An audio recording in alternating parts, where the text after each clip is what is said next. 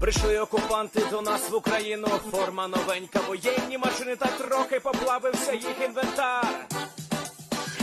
Байрактар, Байрактар. Російські танкісти сховались з кущі, щоб лаптем посьорбати довбані щі, та трохи у чах перегрівся навар. Байрактар,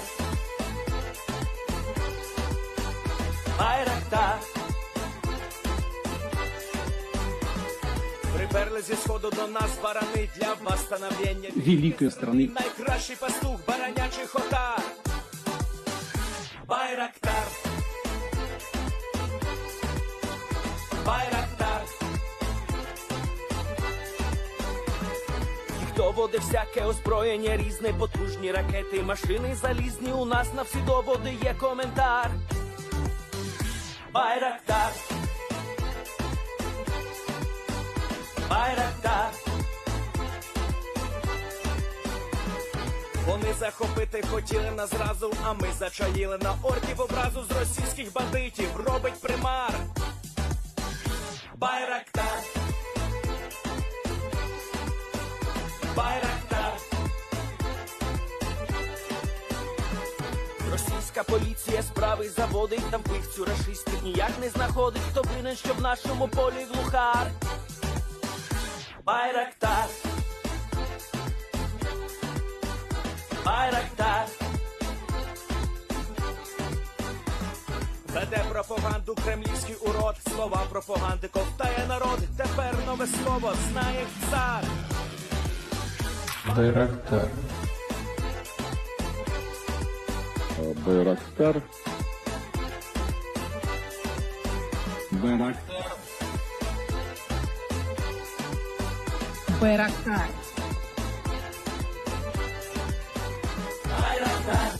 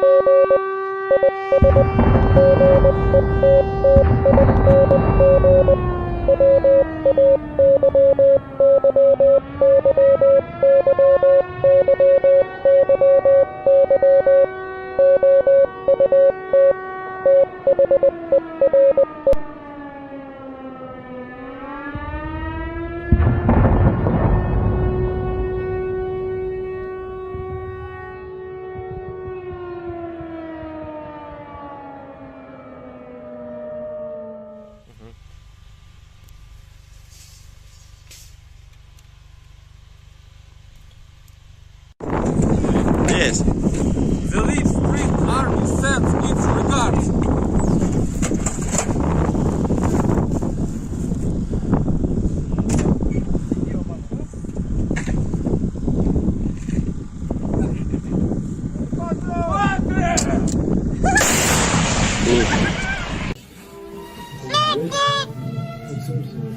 О, бля!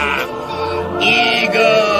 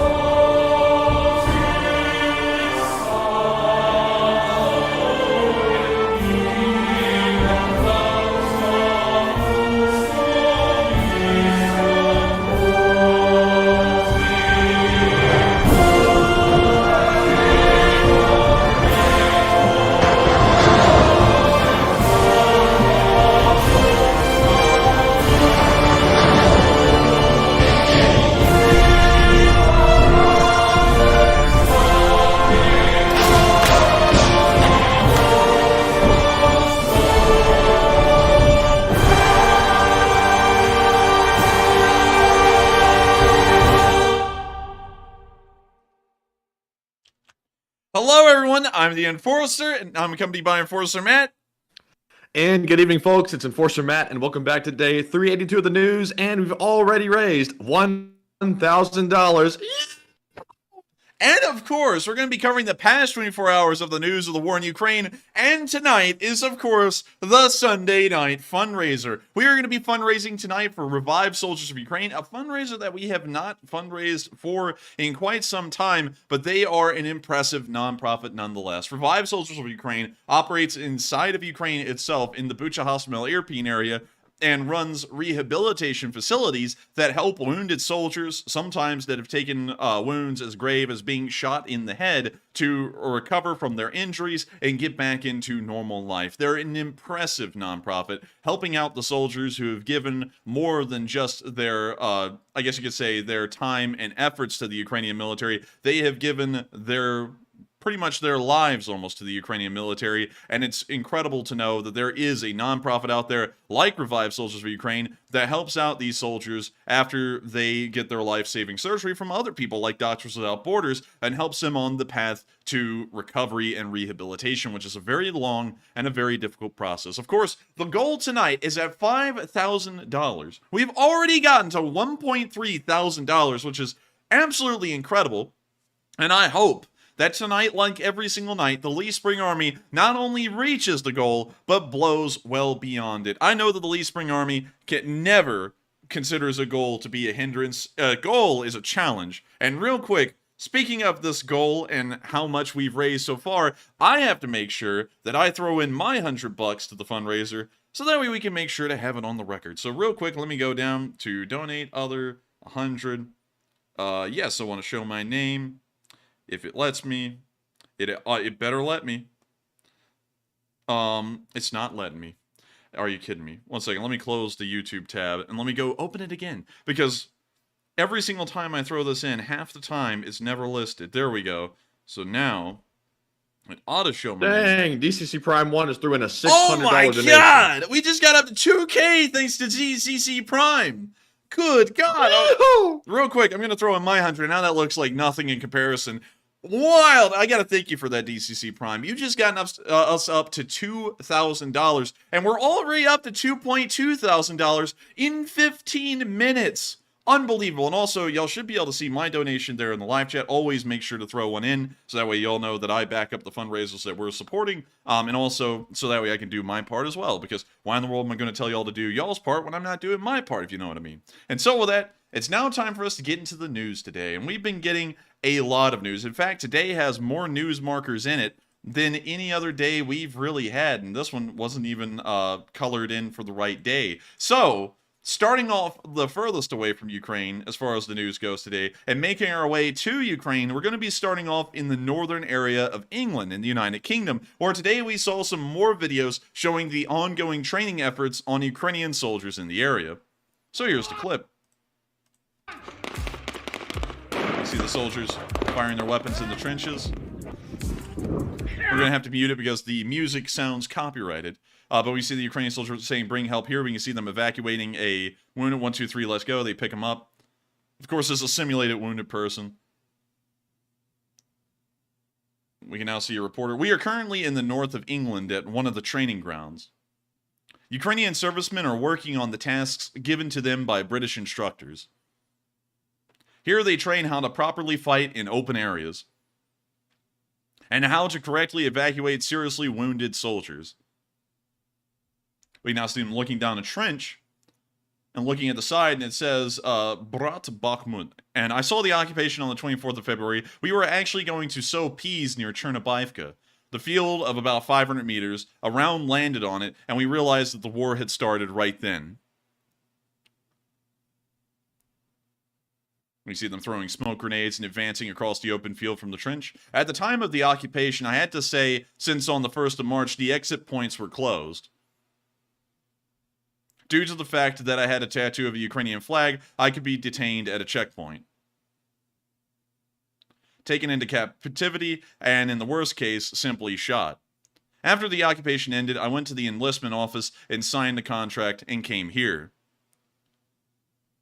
So luckily he wasn't killed by the Russians when they were occupying the area he was in, because that's what he was stating right there. He was saying, I would have tried to make my way to Ukrainian territory, but if I had tried to and a Russian had found me, they would have seen a Ukrainian flag tattoo on me and most likely shot me on the spot. So he survived the occupation in the north. And then after that ended, he went and enlisted into the Ukrainian military. Man, that tells you the Russians have bad PR. They were such bad occupiers that after they left an area and it was liberated, everyone in that area must have gone and signed up to join the Ukrainian army. Like, man, this sucks. And so they went and joined the army. We can see them now looking over the side of a trench, now running down a hillside. There are some logs interspersed on the hillside. I don't know what those are supposed to represent, because we don't really see cover like that in open fields most times. We now see one of them advancing through the smoke grenades. Upon mobilization, I completed the medical assessment. Was told I was under 28, so I could only sign a contract, and I said, okay, fine, I'll go on a contract, because I want to liberate my country. Need to move away from the Russian language, and I'm trying at my best. You now see them moving through a wooded hillside in Ukraine. I mean, Britain. Whoops. You see them moving a fake wounded, a simulated wounded person, whatever you want to call it. They're now moving them into the trenches here in this field. Our objective until lunch today was defending trenches. The platoon is divided into 4 units, and each unit completes their tasks. Today, we had 2 units defending and 2 units attacking the trench.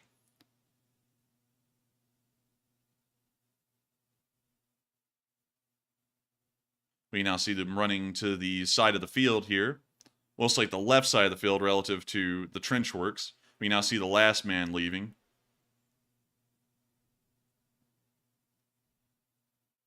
The way our colleagues, our British instructors advise us, is it is already here that we need to prepare for the fact that it will be difficult.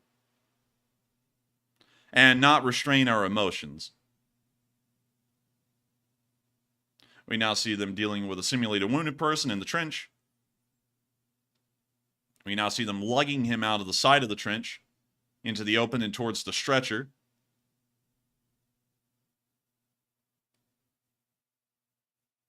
We now see them doing it again with a second person. We can see them getting him on the stretcher, picking up the stretcher. We can also see the wild Toyota roaming the hillsides. That's a common sight in Britain. It's much like sheep. They sometimes just have fields of Toyotas that graze amongst the area. They are actually an invasive species from the Eastern Asia area. They're actually, in fact, killing off voxels each and every day. They're invasive, and interestingly enough, though, they have brought about a new industry of Ukrainian army soldier training in the British Army, because these things actually kind of protect them a little bit. Still fairly interesting to see. It looks so menacing off in the corner like that, like it's up to no good or and look something. at it, it's kind of like just scooting along. I don't know what's up with that, but you see them taking off. And also, this is just a simulation, isn't it? Yes, it is. I don't know why they're blurring it out like it's real.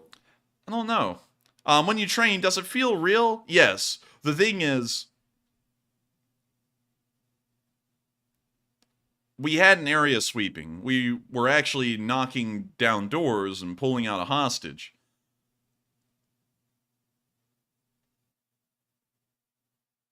Destroyed the terrorists. I also protected a building with civilians. We escorted them, checked for weapons, escorted and continued with sweeping the area. We now see them near a concrete wall, it seems. Now it looks like they're firing. Quite a large group here. I gotta say, that spacing is not optimal, but now they're moving into a small village here.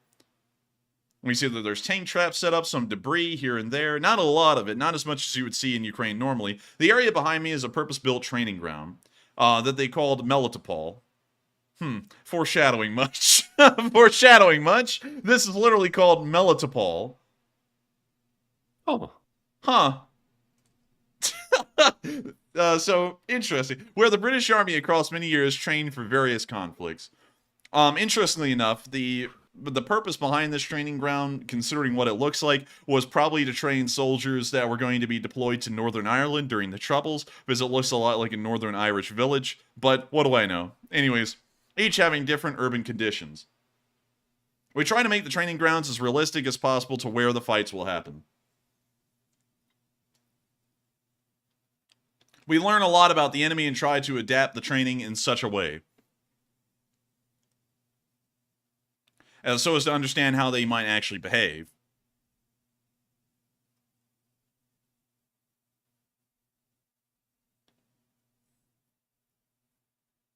When my friend passed, I decided to go to the war.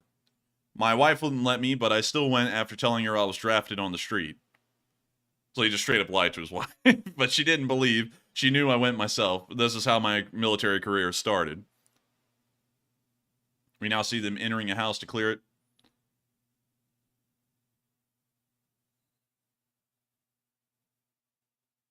We now see some soldiers standing outside and waiting for the building clearing. We see an instructor telling them what to do. I'm impressed by the training. Me too. It's exactly like in the American and British movies I used to watch. We slept in forests, in trenches, dug our dugouts. We were attacked at night, had grenades thrown at us. We entered combat and defended. We had wounded and had to give them medical assistance. It's all very realistic. Now see them moving through the village some more. We can now see them going past some rubble in the street and a little tank trap. They're now turning the corner on this fence. We definitely learn from Ukrainians who come here. We also explore the information given to us by Ukraine. What we learn, we also send home so our soldiers would know how the enemy fights now.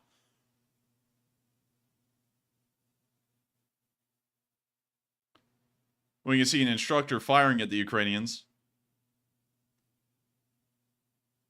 Bliat, man! It's Bliat, man! Oh my god! This is very realistic. Man, dude, this guy came out and he went, that's what we are in trouble. The training is of vital importance for the Ukrainians. He said, "Where's the bank? I don't see the bank." As we're able to observe the work of the NATO military, we can familiarize ourselves with their armament. We can, as many hours of training as we need. Repeat as many times as needed. A lot of instructors here have experience from Iraq and Afghanistan. So they have great combat experience and know what to share with us. They work really hard to give us what we need to win as soon as possible. Now see them building clearing again.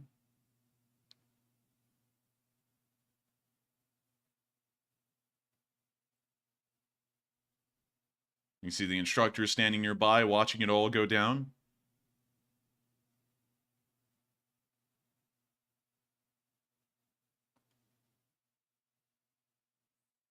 We see that the Ukrainian soldiers are incredibly brave, incredibly inventive, and since they're fighting for their liberty, they're very proud and impressed by how they fight and destroy the enemy.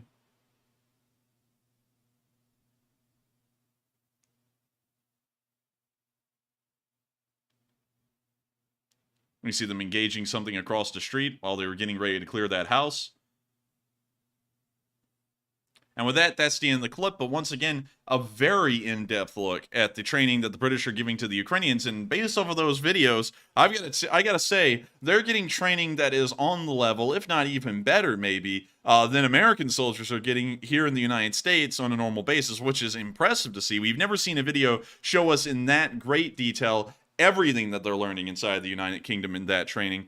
But they are certainly learning a lot, and that's going to help them out in the long run. Speaking of which, they'll be accompanied by some extra vehicles that we've never heard about before from the tiny country of Luxembourg. Luxembourg is a very small country inside of Europe. In fact, one of the smallest real countries that isn't a micronation that is within Europe at all. As you can see, there's Luxembourg, and the biggest neighbor they have next door is Belgium, which is also considered a somewhat small country. That's before you get down into things like Andorra or San Marino or Liechtenstein. But Luxembourg is incredibly small, and oddly enough, one of their main exports is dentures. They make loads of dentures, which is really interesting because what they sent to Ukraine were not a pair of dentures. They actually sent these armored ambulances. They sent 14 of them, and these things look great. Here's a picture of one. Here's another wow. picture of them loading them up. These are like MRAP ambulances. So even if the Russians do try and attack these medical vehicles, which are clearly marked as Ukrainian medical vehicles, they probably would be able to survive the hit. And hopefully the crew and also the wounded people that are being loaded inside the vehicle would be inside of it at that point. But 14 of these armored ambulances will be sent to Ukraine from Luxembourg. As a matter of fact, I've got to be honest with y'all, I don't really know a lot about what Luxembourg looks like. And I'm wondering, are any of our viewers in the Lee Spring Army from Luxembourg? Real quick, oddly enough, man, do you know what the capital of Luxembourg is? It's, actually, I have no idea. Well, would you believe it if I told you the capital of Luxembourg is Luxembourg? And that's the name of the country? That's the name of the country, and that's the name of the capital. It's Luxembourg. Here it is right here. Well, that makes it easy enough. Yeah, it's probably the easiest one to remember. It's like Oklahoma City and Oklahoma. But let's drop down and let's see what Luxembourg... Wow. Dang, wow. Luxembourg is nice. Oh, they had a McDonald's. Wait a minute. Oh, man. McDonald's is everywhere. McDonald's check. We got to have a McDonald's check now. What type of food do they have in this McDonald's? It's gotta be better everywhere, doesn't it? Like even the bun looks higher end than an American bun. Man, this looks gourmet. Yeah, it looks gourmet. You know what I mean? But what else do they have? Some of it looks kind of normal. Wings? They have wings. You know what? McDonald's pisses me off. I feel like Americans ought to boycott McDonald's until we get like European quality food at our McDonald's, because that's so stupid to think that people around the world can get gourmet burgers and wings from McDonald's, but the US can't. That's just outrageous. But anyways, Luxembourg's an incredibly nice country. Very neat one as well. It's about as interesting, I would say, in its situation as Switzerland. I would highly encourage y'all looking into Luxembourg and taking a look at what kind of country they are. But it's great to know that they're donating these armored ambulances to Ukraine, and hopefully the Ukrainians will use these things until the wheels come off. And so with that, we're now moving on from the country of Luxembourg and on over into Poland. I was about to say Germany, but I remembered it's Poland. And we actually put this mark near Krakow, which is where some of our viewers are from Poland. We actually looked at Krakow the other day, and it's absolutely stunning. But speaking of stunning, we've seen a stunning sight because Bradleys are in training here on the fields of Poland, with American forces, of course, conducting all of the training, and Ukrainian soldiers inside the vehicles learning how to operate them. Well, you see right here the massive convoy of Bradleys that are out here in the field in the middle of their training. With that, that's the end of the clip, but really cool to see that the Ukrainians are still training on the Bradleys, and they're very close to Ukraine at this point, only about 100 miles or so away from the border. So it may not be long before we see these Bradleys in Ukraine helping to stem the tide and turn the tide against the Russians. With that, we're now going to be moving on from that little bit of news in Poland and on into Ukraine itself, because we, interestingly enough, didn't get any news markers from inside of Russia, but we did get some news on Russia before we move into Ukraine that popped up in a very neat place. A place that Matthew's been putting a lot of effort into. I would say a lot of soul. Have you all peeped the Twitter? Because we've been not just making news today while that spazzed out, we made a meme. Oh, a meme. It's a good meme. The meme is my favorite. So make sure to peep the Twitter and also follow it if you want, because we're putting news up over there every few hours at this point. I believe it's about 4 or 5 tweets a day. They're all fairly good tweets and stuff we cover on stream. And one of the things I wanted to make sure that we covered tonight was that, and let me make sure we're getting to the right one. Wait, hold on. This is too early. Let's see. Which one is it? It's the one. You go down a little bit more. It's down. I post a lot of tweets. So let's see here.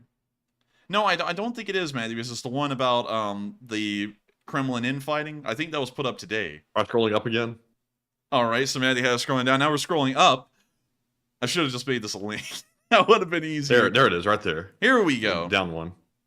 Here we Down go. one. There you go. All right, so now that we've made it to our Twitter, and by the way, just real quick, I have to say this as well. We've made it to $4,200 already on the fundraiser. And can we make it to $5,000? We are only $790 away from reaching the goal. And it's only been 30 minutes. And so let's move on into the news. So here's what the news is. According to the Russian spokesperson Zakharova, they have stated that there is significant infighting within the Kremlin. And this actually came from a spokesperson of the Russian government. That's very weird, and this is something that shows that the situation must be critical behind the scenes, because infighting in the United States is commonly heard about because it's a democratic government structure. So that infighting is publicly talked about. It's covered everywhere that there is a news outlet. They always cover the infighting because that's normal. But in a country like Russia, infighting is something that is strictly avoided in public view.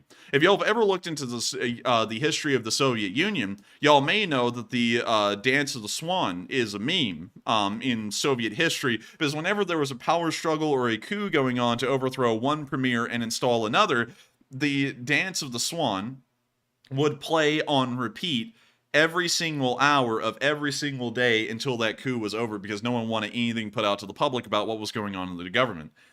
This is something of a break from that norm and tradition set out during the Soviet Union, and also showing that it must be very severe for an official government spokesperson to come out and acknowledge that there is significant infighting. We'll be keeping an eye. Also, Swan Lake, thank you. It's not Dance of the Swan, it's Dance of Swan Lake. But very significant. We may be seeing that there may be some problems here in between Little Nutsack and also Putin, so we'll be keeping an eye on that. We'll be trying to find more news about it, and if we do, also, thank you, everyone. Everyone's saying Swan Lake. Shantis said Swine Lake. Swine Lake. That wouldn't be Jeez. as romantic as Swan Lake. Hey, honey, you want to go on a boat ride with me down Swine Lake? Oh, yes. Oh, yeah. But anyways, very interesting to see. Very good to know that there is some infighting, and we'll be trying to keep up to date with that as best as possible. Of course, we just put up a news post about that right there, and we'll be waiting to see if that becomes even worse than we thought. So now it's time for us to move on into Ukraine, and specifically into our location unknowns. We've had more location unknowns today than just about any other day of the week. In fact, we have 7 of them. So let's get right into them, starting off with our first clip of the Ukrainian Special Forces on the move.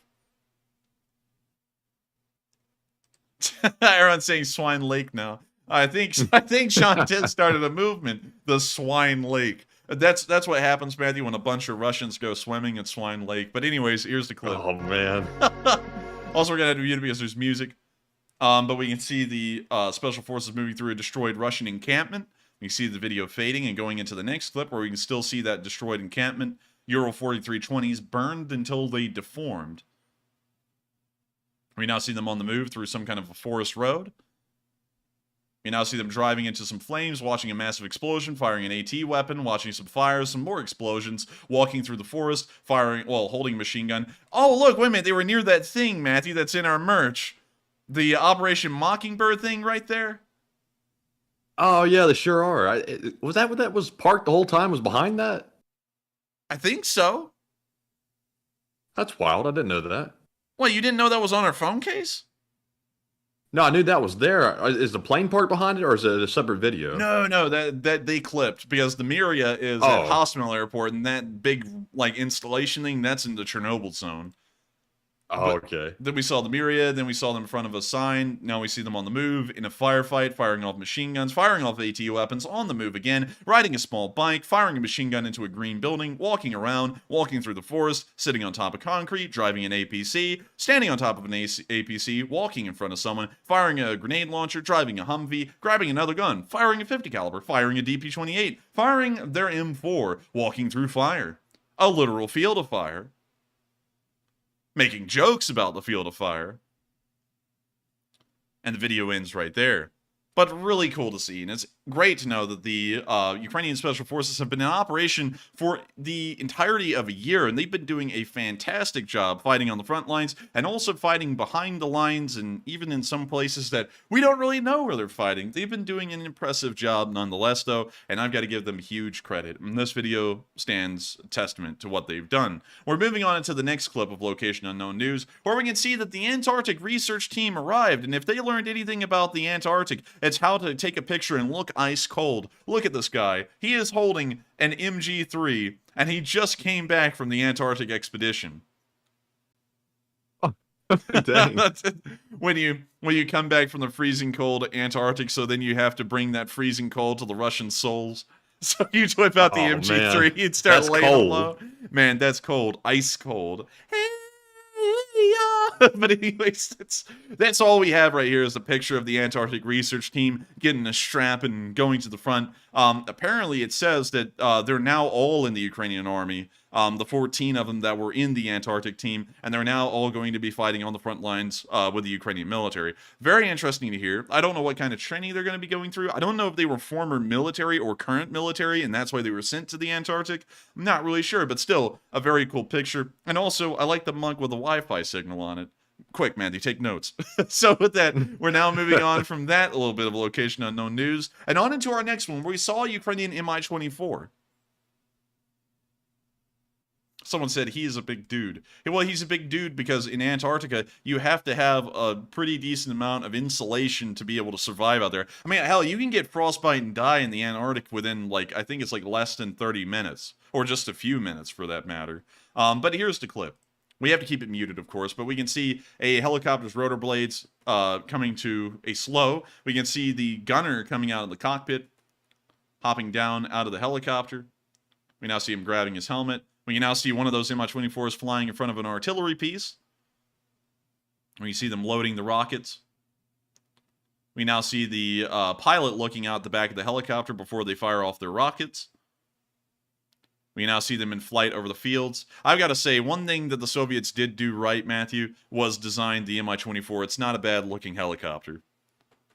Yeah, I like it. It looks very rugged. And also, it's pretty agile, too, believe it or not, when you see it in flight. Yeah, well, it's big, man. That thing's big, bleed. It's like 60 feet long.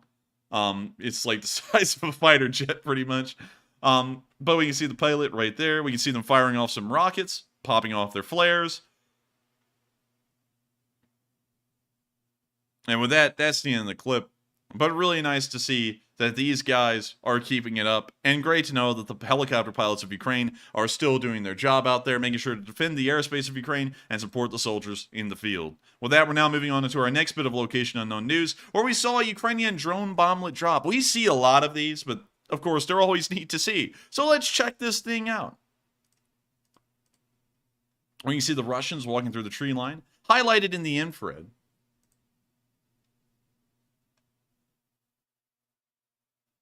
And we can see two of them hanging out here.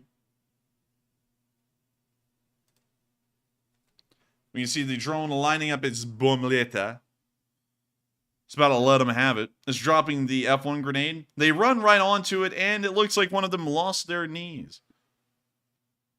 We now see another clip of three guys just chilling in the field. Another F1 dropped onto them, and it explodes. It looks like it got all of them, too. That's what we call the bowling alley is strike.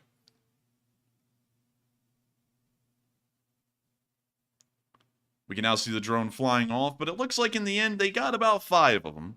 Not bad at all for 2 grenades, about the cost of maybe $30 a pop. You got 5 guys, burgers and fries. So not bad at all. Impressive. I mean, honestly, Matthew, I was just thinking, I think those 2 hand grenades are cheaper than 5 guys, burgers and fries. Probably so. Probably. At this point. Probably. So with that, that's the end of that clip. Very nice to see. And we're going to be moving on into our next clip, where we're going to be seeing how Ukrainian soldiers train on how to operate their man pads.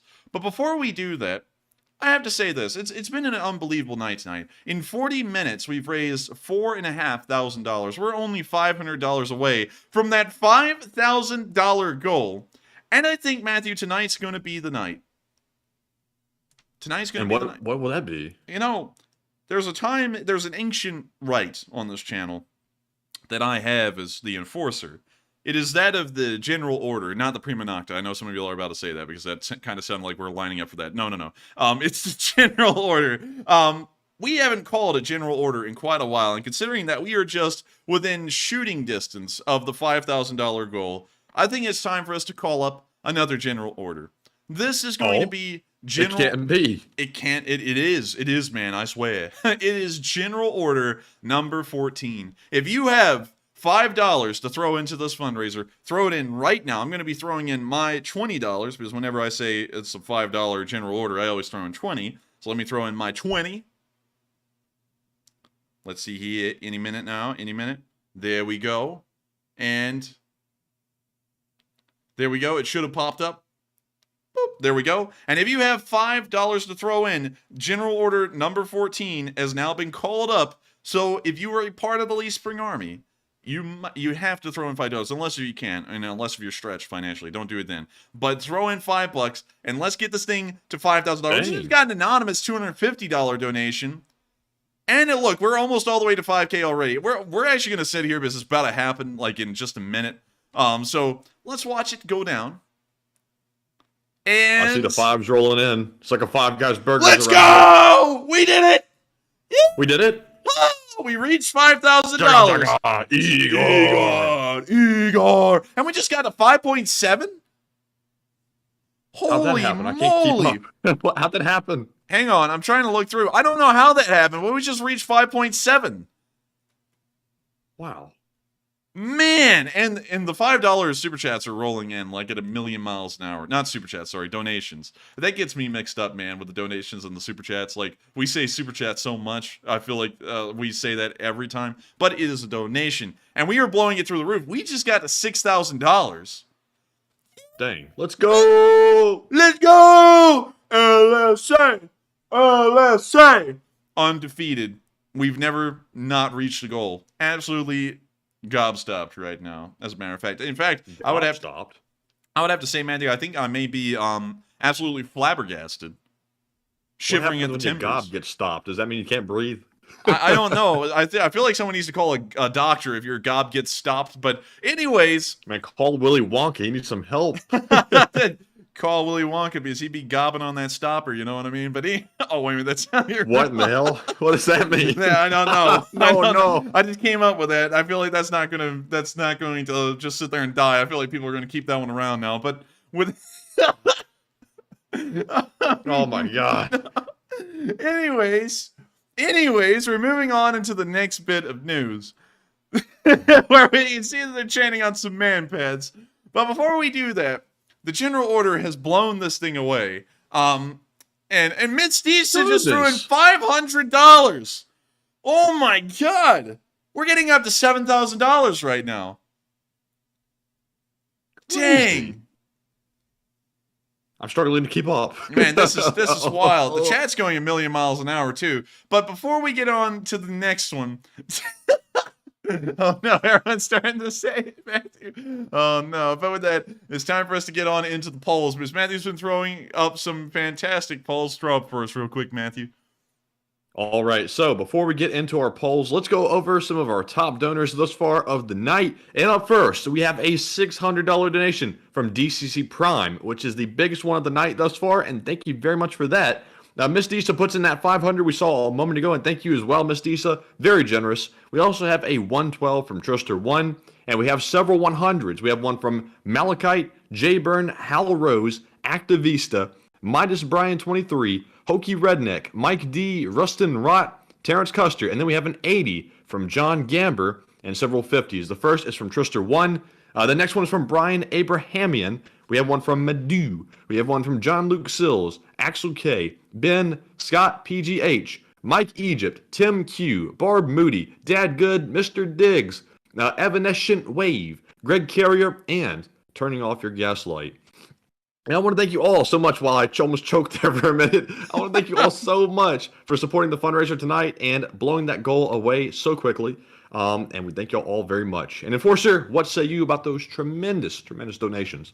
And I've got to say, they're absolutely tremendous. Nobody can fundraise like the Lee Spring Army can. It's absolutely unbelievable. Believe me, I've been around and I haven't seen anything like it in a long time. I've got to thank you all. And getting out of the voice, I got to thank you all so much for getting this fundraiser to $6.8 thousand right now. And it's still climbing as we speak. It's unbelievable to think that we had a $5,000 goal and we're already $2,000 above it because of a general order. That means that we've raised $2,500 just from the declaration of General Order number 14 alone.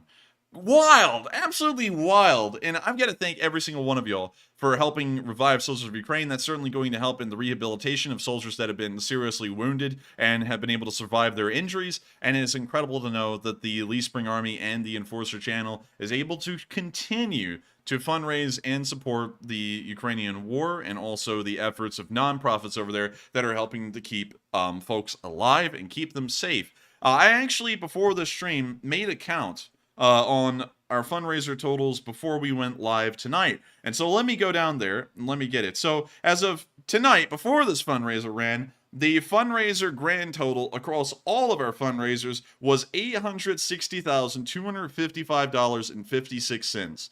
And that means that with this fundraiser added on, we've gotten nearly to $867,000. We're getting really close to being up to $900,000. And I think it's absolutely crazy. Huge that we've made it this far. It's insane. And it blows me away to think that we've been able to fundraise so much. Like Stephen Malek, who just threw in 150 Canadian and nearly got us to 7K. Let's go! But still, thank y'all all so much once again for helping this fundraiser to get to where it is. Y'all are what make these things possible, and what helps us to get on beyond the goals is all of y'all's combined efforts. And so with that, we're now about to be moving on into the polls real quick. So with that, what do we got, Matthew? All right, so we have 3 polls to address, and the very first one says, last night, a Russian spokesperson acknowledged significant Kremlin infighting like we mentioned earlier, and what are your thoughts? 40% said that's not surprising at all, 37% said that's surprising but great, 6% said unsure, and 17% said, is that actually true? And believe it or not, it is actually true. It was said directly from the spokesperson from Russia. And I was kind of shocked to see that, because that's not something that you typically see acknowledged in basically a dictatorship like Russia is. And it got me wondering if maybe it was said on purpose. But then again, I'm not really sure why they'd want to say that, because it really doesn't help the Kremlin in any way whatsoever. So maybe the infighting is getting severe, but it's too early to tell. But Enforcer, what say you? I would have to say, first off, we've reached $7,000! Unbelievable. Unbelievable. I can't believe it. We're going above and beyond tonight. Absolutely huge. Phenomenal. It's better than Rosie O'Donnell. But anyways, moving on from that, it's very interesting here that they are stating clearly that there is infighting within the government, because that shows that the government is falling apart right now, because in the structure like the Russians have for their government, where the guy at the top calls all the shots and that's it, if there is any infighting whatsoever, it is on the verge of collapse. So very wild to hear that, and I hope we address that poll fairly well. And we are on to the next one. And the next poll says, do you believe that the infighting in the Kremlin may cause Putin's political downfall soon? 39% said yes, Putin's time is near. 8% said unsure. 38% said it's too early to know. And 16% said no, Putin will crush the opposition. And like I said a moment ago, I think it's a little too early to tell. Putin has a habit of crushing out opposition, but I've never seen it get this severe where they're ending up saying it out in the public from government officials. But it's too early to know. It may go either way at this point. But Enforcer, what say you? I would have to say, first off, the live chat is absolutely wilding right now. I don't know if you've seen that, and that distracted me so badly. Yes, it's wild. I forgot the prompt. I forgot the line. So can you reread the prompt real quick? Yes. Let me get that pulled back up here in just a second. Let me get that pulled back up. Matthew pulling up. I pull up, capybara. Do you believe that the infighting in the Kremlin may cause Putin's political downfall soon? Yes, I do think it will. Mine Bayraktar just threw in $500. Dang. Thank you. Jeez. I mean, like, that's unbelievable. That's crazy. And I gotta thank you, I'm Bayraktar, for throwing in that much in a donation to revive soldiers of Ukraine. And also, I think it will lead to Putin's downfall soon, because once again, with that kind of government structure that they have in Russia, any infighting is incredibly dangerous and will most likely lead to the collapse of the government, or at least the government that they have in place right now. So with that, I hope that does address that fairly well. And we're on to the next one. All right, and the last poll of the first question segment says, the ISW, which is the Institute of the Study of War, says Putin is expending Wagner forces in Bakhmut to weaken Prigozhin, and what are your thoughts? 73%, which is the overwhelming majority, said that is Putin, the supreme backstabber. 11% said unsure, 12% said I doubt it, but possible, and 4% said no, Putin and Prigozhin are friends. And I can tell you they are definitely not friends. I don't know who came up with that, but they're definitely. I would say that is definitely Putin. That's his MO, is backstab and keep his power at all costs. Prigozhin has a small little army of mercenary fighters. Even though they're ineffective, the Russian military is also ineffective, so they effectively balance out between the two powers, between Putin and Prigozhin. And as we've seen, Prigozhin's been making a lot of inflammatory statements in the past months, and Putin hasn't knocked him off. So that seems to suggest that maybe Prigozhin's a little untouchable, and Putin is scared of him to an extent, and worried he might take his power. Enforcer, what say you? I would have to agree with that for the large part, and this is just the Russian way. If you ever look throughout Soviet, Russian, or Russian imperial history, you'll see that the leaders in charge always make sure to have the rising popular stars outed or slaughtered before they can ever start to challenge their power. It's just a normal thing in Russia, so I would say that this is certainly what Putin is doing to Nutsack. He is making sure to have the Wagner forces wiped out, so that way he really has no base of power to work from. And then once that base of power is gone, he'll also get rid of him too, for testing him. And so with that, I hope that addresses that poll fairly well. And Matthew, you know what we're about to do. You know what we're about to do. We're about to go on to the 3 questions. And so with that, Matthew, what do we got? All right, and what we have here is the Morse code. It was solved tonight by Cliff Simonson, JP's RCs, Mark Hodges, Cife, and Rumpelstiltskin. The Morse code says, Jerry, I'm telling you, this whole thing is getting way out there. Jerry, I'm telling you, this whole thing is getting way out there.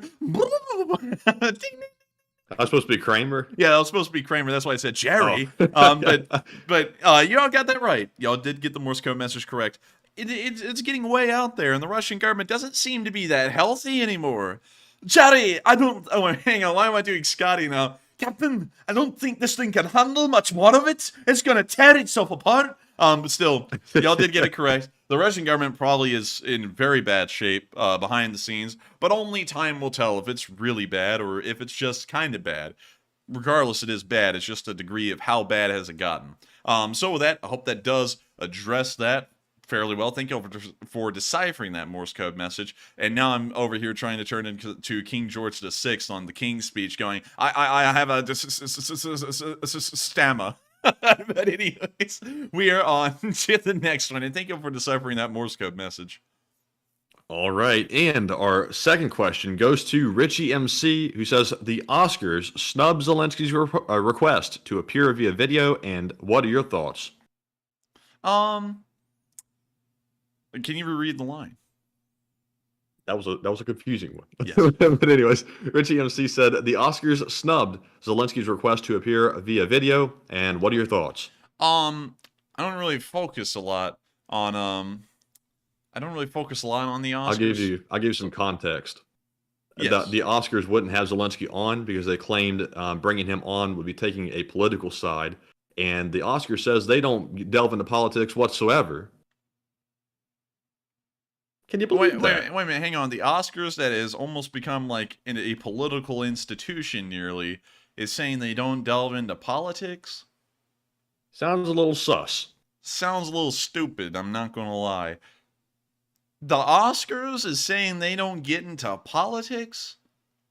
Like, I don't know if anyone's noticed, but the Oscars is politics pretty much at this point. That's the stupidest thing I've ever heard. And I don't know how supporting Ukraine is even really picking a political side, because I know at this point there's a very small group of people on a certain side that do not support Ukraine. Yeah, but for the large majority, almost everyone supports Ukraine. So I don't know how the hell that's picking a side. I guess back in the day, back during World War II, they would go, we're not going to condemn the Nazis because we don't want to pick a side or anything. We're just going to let them kill the millions of people in the camps that they will, and we're not going to pick a side because that would be a little bad on us. So that doesn't make any sense for me. That sounds stupid. And based off of that reasoning, it sounds like they're really dumb. Honestly, I would say not to watch the Oscars. I already have never watched the Oscars. And they're to pick up a line from someone else, Their ratings are terrible. They're absolutely pathetic. They're dropping every year. Before you know it, they're going to be on the very edge of the stage. Very edge. I wouldn't watch them. That's stupid. But anyways, with that, I hope we addressed that fairly well. Thank you for bringing that up, Richie MC. And with that, we're on to the last question, and then we're going to be getting right back into the news. You know, at least though, the Navalny documentary won, I think, best documentary of the year or something like that. Yeah, I at heard least from somebody. At least it did. But then again, if they don't pick a political side, then why in the world would they nominate that? Exactly. That was my point. Yeah, we don't get into politics, but this entire politically motivated documentary, we will give an Oscar. It's like, that doesn't make any sense. You know, and I think if we look at Oscar nominations, they nominate and actually, name some very political films and movies sometimes to win Oscars. It's like, if they're not political, why would they do that? You know? Look, if I was Zelensky, I wouldn't want to go to the Oscars. I'd be worried about acting attacked by that Will Smith. Yeah, you know, another thing, Matthew, who the hell wants to go to Oscars when he lives in a trash can on Sesame Street? Like, that doesn't make any sense to me. I saw that. I have to give credit to who said that. One second, let me find it. Let's see. Rodent of Anger. Rodent of Anger said that, and I was like, I gotta use it. But still, with that, I hope we addressed that fairly well, and it's time to get on to the last question of this segment. All right, and the last one goes to, let's see here. It goes to Dakota the Bear, who says, question, 4 hours ago, Newsweek posted an article called The Russian Arms Export Industry is Collapsing, and is it because of the sanctions, because they're taking so many L's, or many other reasons? I would say this because of many reasons, not just because of the sanctions, but because a lot of people are realizing that what they bought is trash. Because imagine that you're a country like, say, India, and you keep on buying the Bishmas, which are T90Ss. So let me pull one up, so that way I can show you all. T90, well, let me just put in a T90 S Bishma. Let me just, there we go. So imagine you're India, and you're buying these T90Ss, which are called a Bishma, and you watch some video clips like we watch on this channel, and you watch tanks, you actually watch these exact tanks get obliterated by Ukraine. And then you sit there and think, our entire military is made up of this garbage. And it does not stand up at all to Western weapons. And while Western weapons are expensive and Russian weapons generally fill the niche of poorer countries that want to build up a military but on a budget, at the same time, it's really starting to throw into question to a lot of people who have been Russian arms purchasers.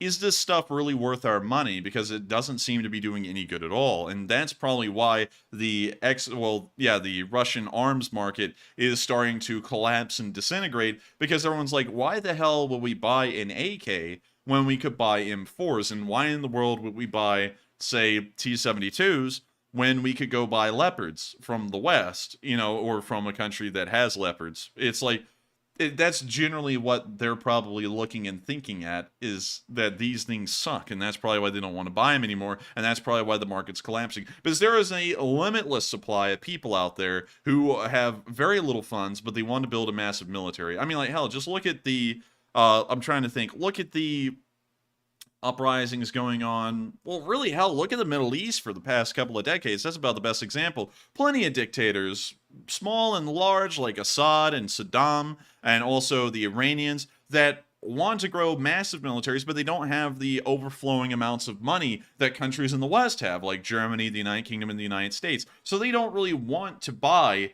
these expensive Western tanks and end up with a smaller military compared to them. They would rather buy a whole bunch of cheap vehicles that don't do as good at all, but at least they can build up a massive military. But now people are seeing that doesn't stand the test of time, and the Russians are using the best iterations of all of these export vehicles that there are, because the number one rule of exports is you never export vehicles that have the exact same abilities as yours. Yours will always still end up being better in small degrees. And seeing that Russian T-90Ms, which are even better than T-90Ss that are being sent to India, are getting blown away in Ukraine. I wonder if there's a picture of that here. Yep, here it is. There's a picture from back in May when the first T-90M was destroyed. You're seeing this thing get destroyed, and it's like, why the hell would anyone buy these? It's a complete waste of time and money to even try. And that's probably why the arms market is collapsing, because, you know, like I was saying a second ago, make sure to tie this whole thing up and make sure it makes sense. There is a limitless supply of people who would prefer to buy this kind of stuff, but seeing how badly it's performing, they would rather spend more money and get less equipment than spend the same amount of money or more money and get more cheap crap that doesn't work. That's probably why the arms market is shrinking. But once again, we don't really have a lot of facts, data, or info to back that up. That's just my assumption. So with that, I hope that does address that fairly well. And before we move on, considering that the Oscars were brought up and a lot of people are still talking about the Oscars, want to have the Oscars ratings by year been The ratings are probably terrible. The ratings are terrible. Oh my god, they are terrible. Can we not? Okay, we'll just allow it this one time. Now my computer's going to be flooded by bots and code and everything. The ratings have been poor, to say the least. It looks like the last time it ever got okay ratings was 2014, and since then it has turned into a death pit. Dude, nobody even watched the Oscars in 2021. Everyone's just like, I'll pass. And so this year I'd expect it to be a lot lower. And y'all can help. Don't watch the Oscars. If y'all don't like what they did to Zelensky, just don't watch the Oscars, and you're going to watch them drop dead. Literally, I mean, like with ratings like that, hell, they'll probably cancel the Oscars at some point. These ratings are almost worse than yours. I mean, like, the ratings are absolutely terrible. I don't know if you noticed, but once they brought on Rosie O'Donnell, they've never recovered. They need to bring in a smart, funny guy like me. I'm the funniest. I'm the best. Of course. As they say, I'm the biggest bird. I am the biggest one. I walked up to Kim Jong-un and he said, "Wow, he's a big bird. I've never seen a bird like that before." And I said, "Yeah, it's absolutely fantastic. And I'm bigger than the bird." And then he called me a dotard. I don't know what that means, but a dotard. I'm bigger than the bird on the Mexican flag, and they will pay for the wall. But anyways, we're now going to be moving on from the ratings from the Oscars, and I can tell y'all, they certainly aren't making smart moves because the ratings are dropping. Like, it's a small covfefe. It's a little covfefe. But anyways, we're moving on back into our location unknowns, and now it's time to move on to the training on the man pads and seeing what that looks like.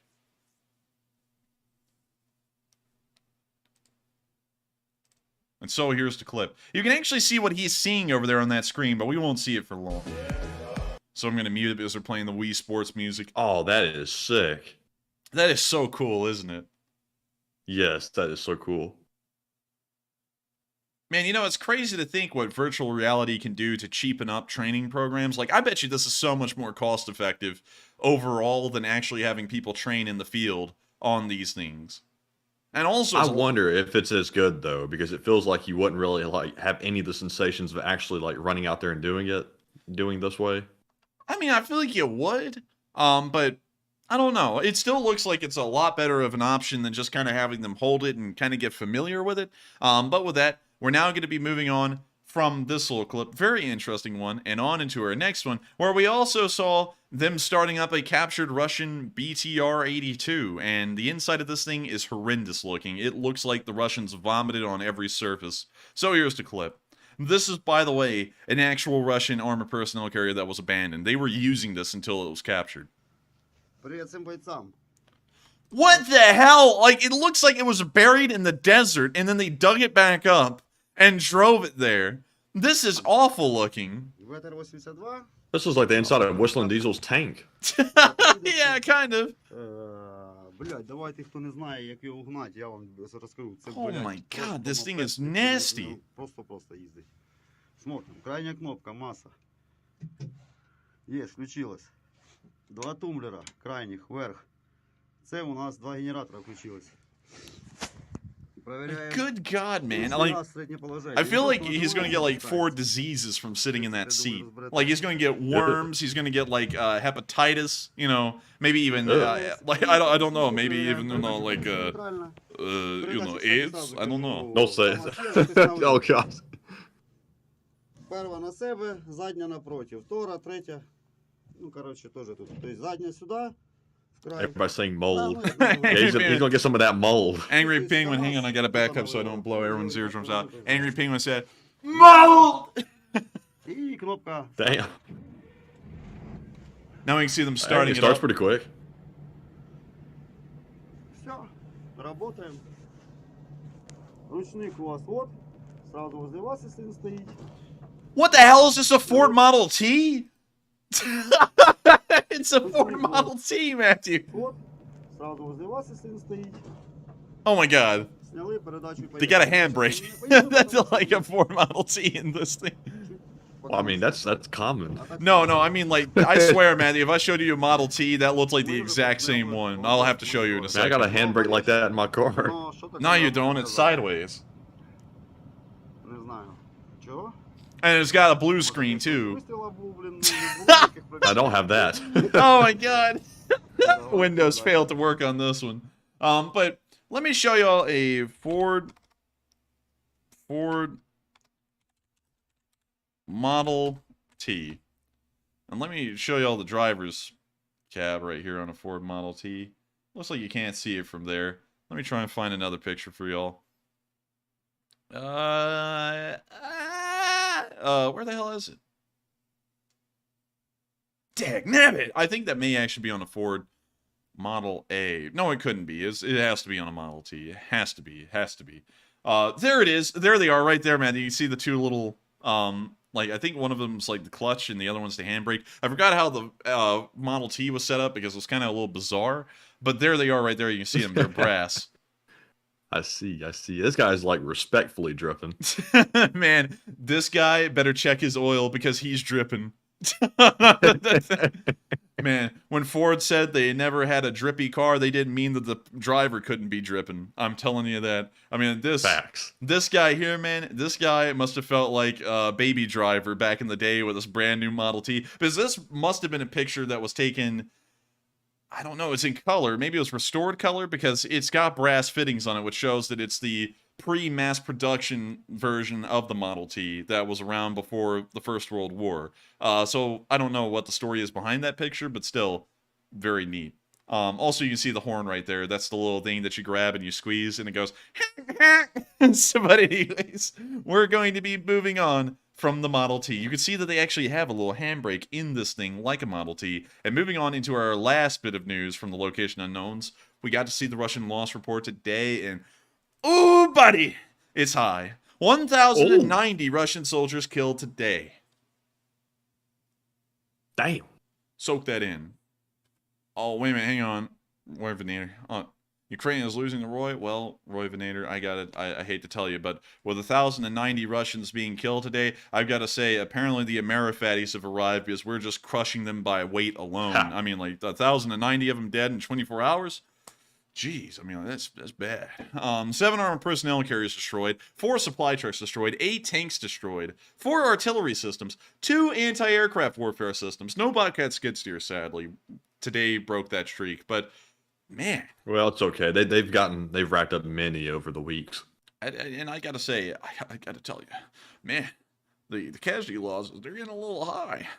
I don't know how people keep on saying that the Ukrainians are losing the war because it's like, well, 1,090 Russian soldiers are losing their lives every 24 hours. How is Ukraine losing the war when the Russians are losing everything else? That doesn't make much sense. Anyways, the losses are incredibly high, and as you can tell, the bots are seething. And also, well, I can't do that tonight, it's fundraiser night. But anyways, we're moving on from the location unknowns. I was about to make a merciless plug for the merch, man. I was like, dang it, I forgot it's a fundraiser night. I don't do that. Don't want to be like the other guy. Yeah, we don't want to be like the other guy. Hey, support me and my channel in the middle of a fundraiser. I'm going to make you pick in between saving lives and helping me. But anyways, we're moving on out of the location unknowns and on into Kharkiv, because the road from Vovchansk up here in the Kharkiv Oblast to Kharkiv itself has become incredibly difficult and very treacherous to cross, considering that the bridge near Stary Saltiv was destroyed. Most buses and vehicles are having to pass through the fields, and it's gotten incredibly strenuous to make the crossing. We can actually see a video here of what a bus has to go through just to make it to Vovchansk.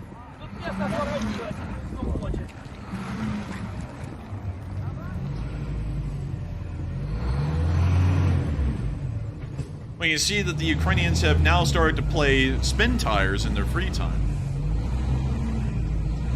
I mean, I can't blame them, really. With a bus, nonetheless. Man, people have paid good money to do those. Man, they just need to get some Alabamians from the backwoods out here, and I'm sure they'll have the whole problem sorted out really easily. Some guy right now, Matthew, I know there's some guy out there. Yuck! You got me mud to understand what it's like to drive. And we need to get that guy over there. Put that pedal to the floor. Go out there and get the winch and hook it up to the tree. It's Ukraine. Oh, shit. But anyways, that's the other clip. Very neat to see. And, of course, luckily they found a way to get around this problem. But it is a very difficult situation, because that means that any kind of supplies or any kind of transport is incredibly difficult on the road to Vovchansk. We're now going to be moving on into the area of the northeastern area at large, where we saw tough road conditions also prevailing in other parts of the line. This time they were trying to pull a BTR-4 that apparently is missing a wheel across, but beyond it missing a wheel, it seems to be completely operational. I mean, you see some parts of the quickly constructed crossing falling into the river.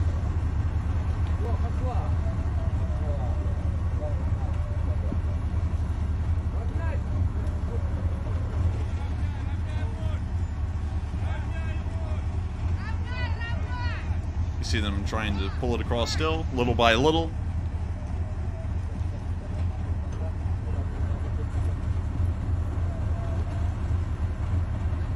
And we can see it's perilously on the edge, but they're still just dragging it across ever so.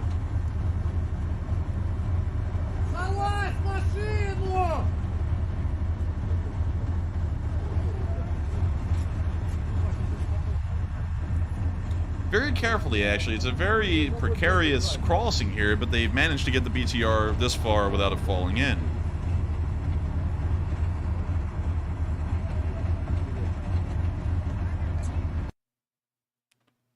That's the end of the clip. But once again, very interesting to see the tough road conditions that exist in some of the northeastern areas of Ukraine, like the one right here. But we can see these guys standing on what appears to be a operational bridge. I do not understand why they're using that one. Maybe this one's knocked out and we can't see it on film. But with that, we are now going to be moving on into our next bit of news in the Northeast, and once again into the frontline analysis, where we've seen, oops, let's get that off the screen, where we've seen over the past 24 hours, absolutely nothing happening, except for this one small move here, where the Russians managed to take about half of a field.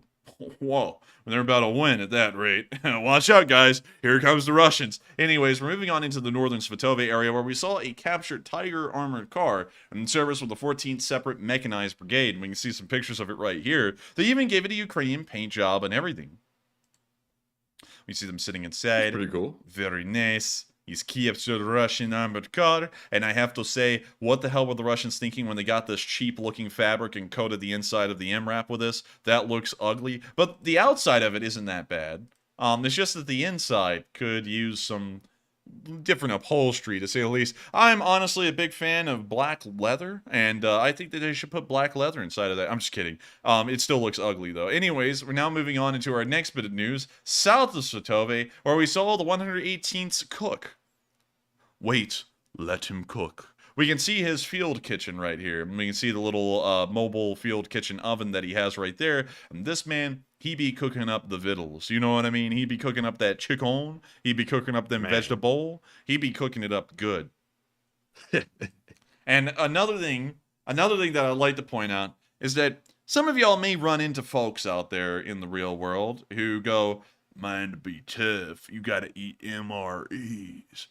The preferred way to feed soldiers in the military is through field kitchens like this, even in the US military. Meals ready to eat are really supposed to be meant if the situation is a little tough. It's not supposed to be the go-to food option in the military. And I gotta say, you know, the food that they cook up in the American military is definitely not bland. You know, zero in taste quality.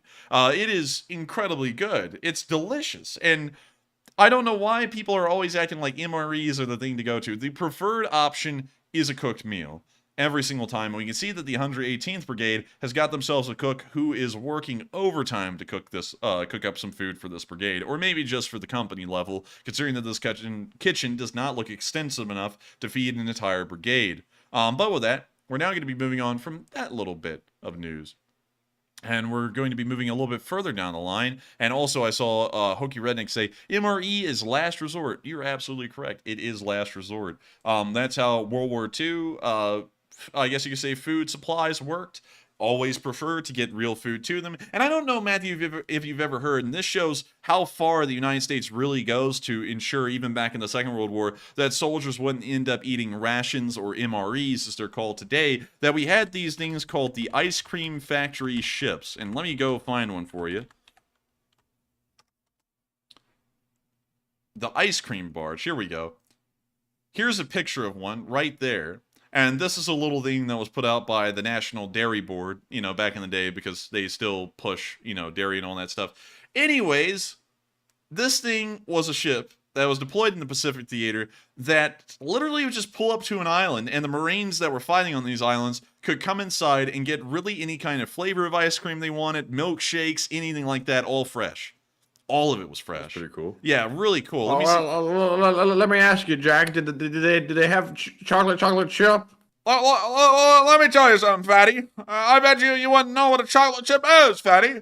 But anyways, we can see a picture inside of this ice cream barge right here. You can see the entire, like, soda fountain, milkshake thing that they had set up. Man, the thing was rocking. I mean, like, it was wild, really, when you think about it. Now, we had an entire ship located to just serving up fresh ice cream in the Pacific that would float around and give it to them. And this is what America's all about, y'all. I mean, like, some people always act like it's about roughing it. America's about being spoiled. When we have soldiers overseas in the middle of a remote area, what should they have? McDonald's. And that McDonald's ought to be staffed, and it ought to be cooking, dagnabbit. When you have some guys in the middle of the Pacific and there are no cows around whatsoever, what should we have for them? We should have an ice cream ship that literally floats around with fresh ice cream being made on it literally every hour, and milkshakes too. You just gotta have this kind of stuff. This is what divides the boys from the men in the military world, is being able to do frou-frou things like this, because it shows you got everything else down to a T so well, and you do it to such perfection that you can add on luxuries like this and it doesn't even strain the system. So with that, I hope that does address that fairly well. Somebody said, let's see, Jeff said it was the barge playing creepy music. Yes, it pulled up out of the sea playing that ice cream truck music as it was floating in. You know, Matthew, the Japanese on the islands were sitting there inside those caves. Man, I'm having to eat bugs here because the situation's gotten so bad. And then they hear that little ice cream truck jingle, and they look out of the cave and they just see the ice cream barge floating up to the island. What the hell? Like, they're just going off in the cave. We can't get even bugs. We can't even eat roaches. And these guys are getting ice cream, and then they sit there and do like, dang, damn it. Like, I could imagine that. I could really see that going down. But anyways, getting off that rabbit hole, we can see that the 118th Brigade is really having a fun time out there with the field kitchens and hopefully eating some great food. And so with that, we're now moving on down to the Kremlin area, where we also saw a captured freak. A new mutant has popped up on the front lines. It's like a Pokemon that's evolved, or like the people that came out of Chernobyl that grew an extra arm. This says a new variant of BMP, but what you're really looking at here is something that would have come straight out of the caves that ISIS was living in the middle of Iraq and Syria back in the late 2010s. This thing is a BRDM-2 scout car with a helicopter, an aircraft rocket pod mounted on top of the turret. Let me see if I can find y'all a picture of one of these things. Get it away. Get it off the screen. Get it away. Boo! Get him off the stage! But let me see. Rocket pod. I swear, the only pictures of this thing will probably be from ISIS. Yep, they are. Like, they're all from, like, look, here's the Mujahideen with one. Who else has one? Another Mujahideen fighter with another rocket pod BRDM. God, these things are stupid. Look, oh my god! That's not even a BRDM, but that is atrocious. Jesus. Oh my god. Dang. But the Russians, as you can tell, are getting to a new level of desperate low. They're getting so desperate at this point that they're starting to implement Mujahideen tactics. This is actually, it says, this is from the first Karabakh War, so this one was actually used by the Azerbaijanis, I believe? But still, that shows you how desperate they're getting, is that they're starting to equip these rocket pods on top of BRDMs, and that's terrible. Like Tom said, we're going to have to call them out. Call them out. Call them out. And, oh man, terrible, terrible. And also the whole thing's rusted. It's like all rusty down here and over here too. Ugh. Anyways, we're moving on.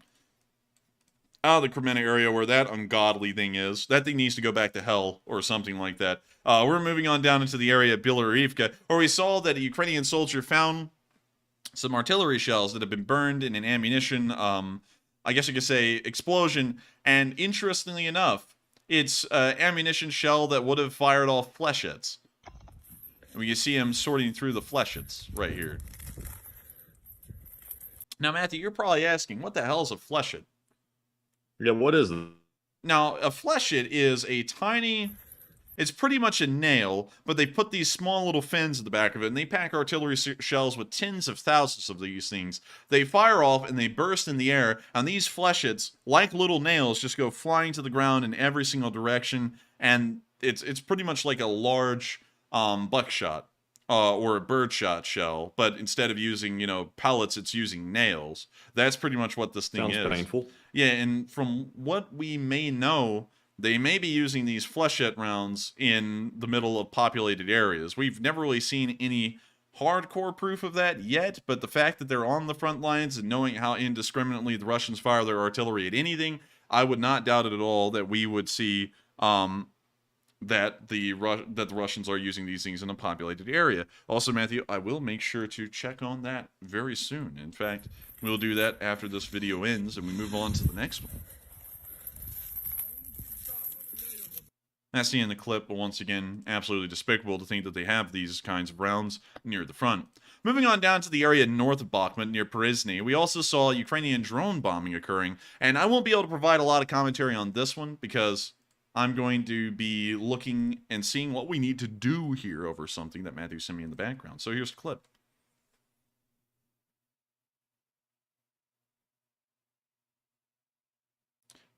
You see them dropping the bomblet, and while I'm trying to check on this, I'm also commentating, so this is tough. They're flying away, and it looks like it may have exploded already. And, holy moly! Susan! What is it? Susan L. Good lord. 1 second. So, did she clarify if this was for the fundraiser, or is this supposed to be a super chat? She didn't say, but I assume it's for the fundraiser. We're going to assume it is, and I'm going to throw this in, so, let's see. 1 second. Well, what is it? Tell us. It's $228, and let me also make sure I get the cents Wow. correct. $228.60. So let me go ahead and throw that into the fundraiser. That's going to get us way up there. So let me... 226.6. Oh, it doesn't let me enter decimal amounts, so it's just going to have to be... Well, we'll move it up to 227 so that way we can cover it all. And continue. And let me check something else real quick. I need to make sure I check on that. We can see the drone flying around, still dropping its bomblets. And then someone said it's for the drone fund. Let's see here. We're going to just throw it into this fundraiser. So, there we go. And it should pop up here, $227. There we go. Hey, there it is. Hey, and we got up to 8.5. Oh! Oh! And we're busting out everyone's eardrums. They're going, please, for the love of God, stop! We see them dropping another bomblet. And thank you so much, Susan L., for supporting tonight's fundraiser. And that's the end of the clip. Very nice to see. No, we're not moving on to no. And so very nice to see. And of course, they're still doing the Lord's work out there with those bomblets. Now it's time to move on down into Bakhmut. Bakhmut's been fairly interesting. Over the past 24 hours, we've seen that Russian forces have been making some big money moves up here, but of course, once again, at the cost of 1,000 men. That's not really a good number for the amount of land that they've taken. I gotta say, if they keep up with that, they're not going to be around for much longer. The Russians are going to become an endangered species. But moving on from that, we have been seeing some interesting clips from the battlefield in Bakhmut, starting off with this one, where we saw an update in Bakhmut from a medic in Bakhmut. Hey, voice for Ukraine. This is how we're really fighting against invaders. It's very hard. We have one injured hero, and we have amazing medic. He literally saved his life in a few minutes, and now we're waiting for evacuating him from the battlefield. So this is how we fight, and it's not like some kind of movies. It's our reality, because one terroristic state tried to invade another country, and that's what they did with soldiers and with civilians. That's why you should continue to support us, help Ukraine in this fight, because we want to live in peaceful in our country, in our land. But those fucking motherfucker try to do it, try to take our land and our lives. We don't let them do it. So guys, be on touch and wish good luck to our hero. I try to show him. Yeah.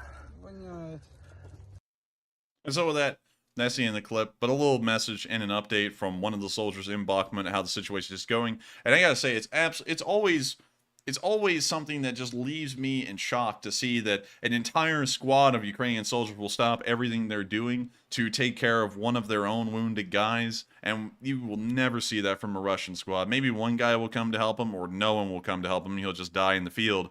But it's always amazing to see that they care for each other so much, and it really does distinguish the Ukrainians from the Russians and how they really think and how they really feel about each other as, I guess you could say, citizens of the same country.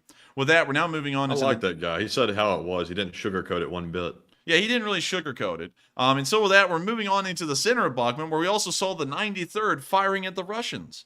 The fighting 93rd, the famous 93rd. Here's the clip, and of course we got some music on it. We're going to have to mute that. But we can see the Humvee backing up and is firing off a machine gun. I can't really tell what vehicle it is. It looks like it may be a Humvee, but the video ends right there, and a little clip of what the 93rd's been doing in Bakhmut.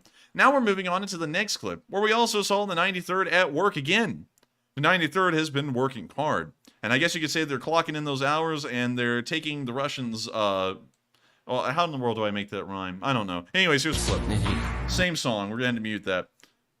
But when you see them firing, looks like in the BMP-2. Actually, it looks like a video from the BMP-2 driver, and we were watching a BMP-2 firing a second ago, and we saw that from the drone. Now we're moving on into our last bit of news from the 93rd Brigade, which is a summary from the commander of the fighting 93rd. And so here's the clip. So, without further ado, here's his speech. Bakhmut, today is the 12th of March.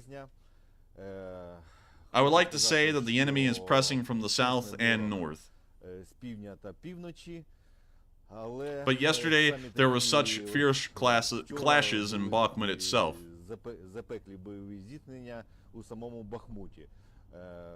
As a result, the enemy did not advance, and we retained all of our positions.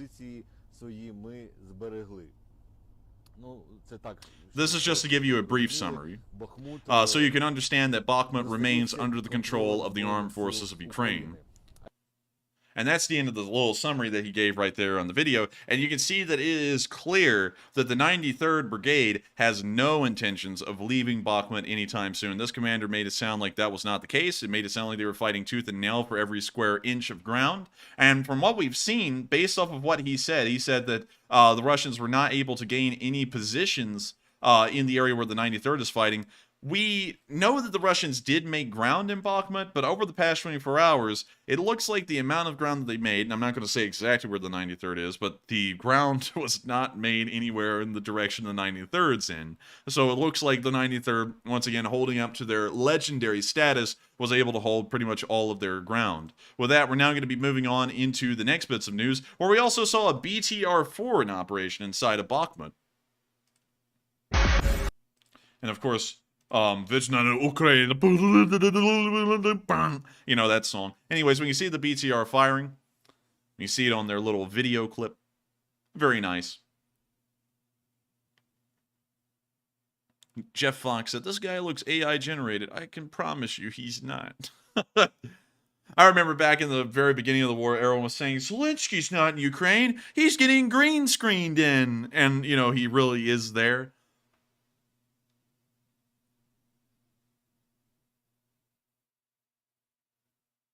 We see them still firing into the distance. We can't really see what they're firing at too well, but that's fine. No big deal. We just know they're firing at something.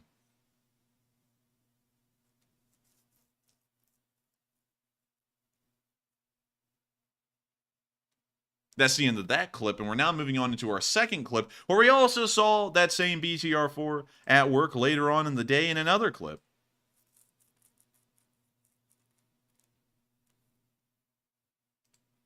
Kenny Knows Twinskin said, "Am I AI generated? Yes. All of you are, except for about 5 of you." I'm just kidding. Man, we don't buy subscribers. Anyways, seeing them operating their BTR-4 right here. See them firing into the distance.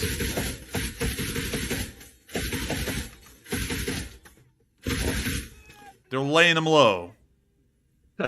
Every time I see this view, it's like Call of Duty Real Ops. Yeah. I guess in this one you can't blame lag.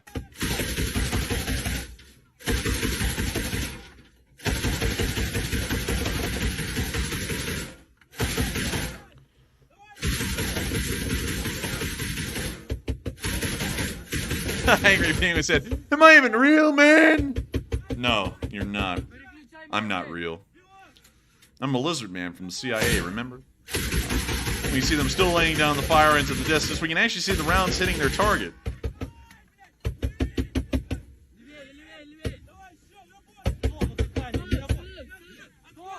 Somebody opened the door already. Somebody wants in.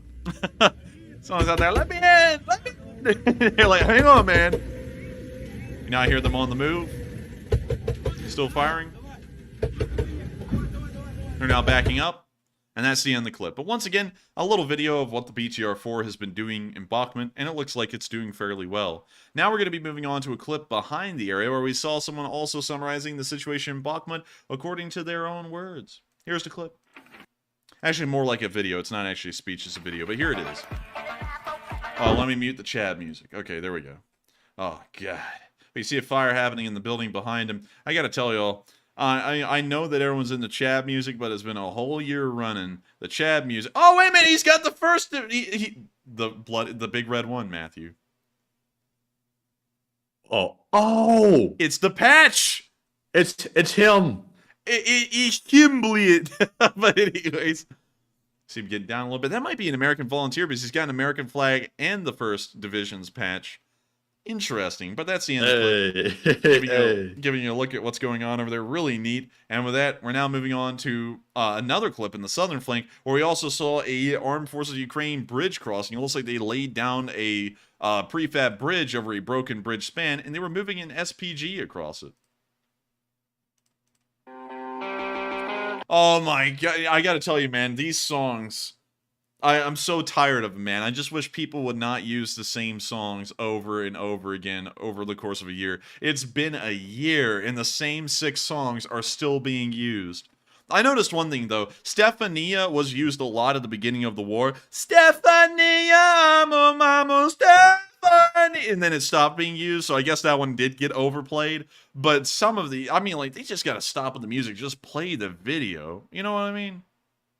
Seriously, come on. Seriously, man. Come on, man. I feel like it's time, everyone, that we make a stand against videos with music in them. It's outrageous. I mean, not just is it that the music's copyrighted, but it's also annoying to hear the same song dozens of times a week. It's old.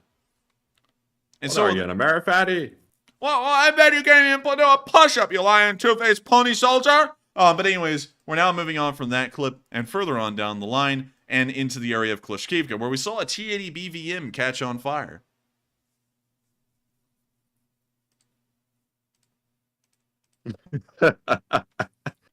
People are roasting your like attempt to cover that song. Oh man, but well, dude, it was an okay song the first time I heard it, but man, it became annoying after about the 900th time. I was like, oh my god. Oh yeah, those TikTok songs are rough. Oh yeah. Actually, number one said, dude, it was not supposed to be a good rendition. No one ever said that was supposed to be a good one, and I don't think I'm a good singer. But ooh, that tank just exploded. Alex77 said, need a music fund. Nah, that would end up being a legal fee fund because we would never be able to buy the license, and we'd end up just getting sued by all of the license holders for the songs. But still, that's the end of the video. We Someone's can see gonna sue us for damage to their ear canal, probably. Probably someone will eventually do that. It's gonna be like The Incredibles, Matthew, where you didn't save my life, you earned my death, or something like that. But anyways, we're moving on out of the Bakhmut area and on down into Donetsk. Once again, no frontline advances to speak of, but we did see that mdeia has been moved to Avdiivka. He's entered a new area, and also we see that he took a picture here that is absolutely bussin', I guess is the best word to say. Man, it's about to be an album cover when he drops the mixtape. Wait, we need that parental advisory sticker somewhere on this thing. Yes. We need it. I might post that as a meme somewhere. Yeah, yeah, we do. We do need to do that. But once again, mdeia has moved on to Avdiivka, and hopefully we'll see him conducting some great actions down there in that battle. That's the only news we got from the Battle of Avdiivka today. And moving on to Prvomaiske, and that's kind of pervy. We saw some pictures come out of Donetsk today of the ongoing battles. We saw a peon firing. We saw a guy who's got a little bit of mud on his face, you know, because it's a muddy place. We saw an M113 on the move. Pretty neat. We saw a T-72, I think? Nope, T-64 on the move. We also saw a muddy road down a village. We also saw a ambulance and a Ural 4320, I believe. No, I think this is gas, actually. And then the next picture, we saw a soldier inside of a tank. And then in the last one, we saw another artillery piece. It looks like an L119. Nonetheless, though, very neat to see the pictures, and very good to know that they are still defending the Donetsk area. Moving on down into Marinka, we also saw a grenade explode pretty much right on top of a Ukrainian soldier, and he just shrugged it off. I guess he's built different. Here's the clip. I don't know what's up with the horror choir in the background. We're going to let this one slide, but here we go. Here comes Chucky, and I think this is copyrighted, by the way. when you see the grenade explode right there, I just had to make sure y'all heard that. And after it exploded, he's just like, and then he just gets up and he just walks it off. So that's the end of the clip. But very wild to see the grenade exploded almost right on the guy, and it didn't really do anything to him. He just kind of was like, yeah, I'm built different. Anyways, moving on out of the Donetsk area and on into Volodar, we also saw 2 BMPs bite the dust in the fields outside of the town. Here's the clip.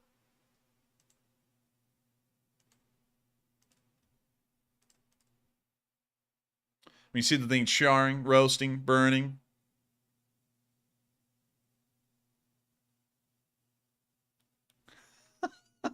And it's roasting and burning fairly well. I saw someone, man, they say top 5 ghosts in the live chat, and I just started thinking of number 15, Burger King foot fungus. The last thing you want on your Burger King burger is somebody's foot fungus. But anyways, that's the end of that clip. 2 BMPs burning in the field. What could be better?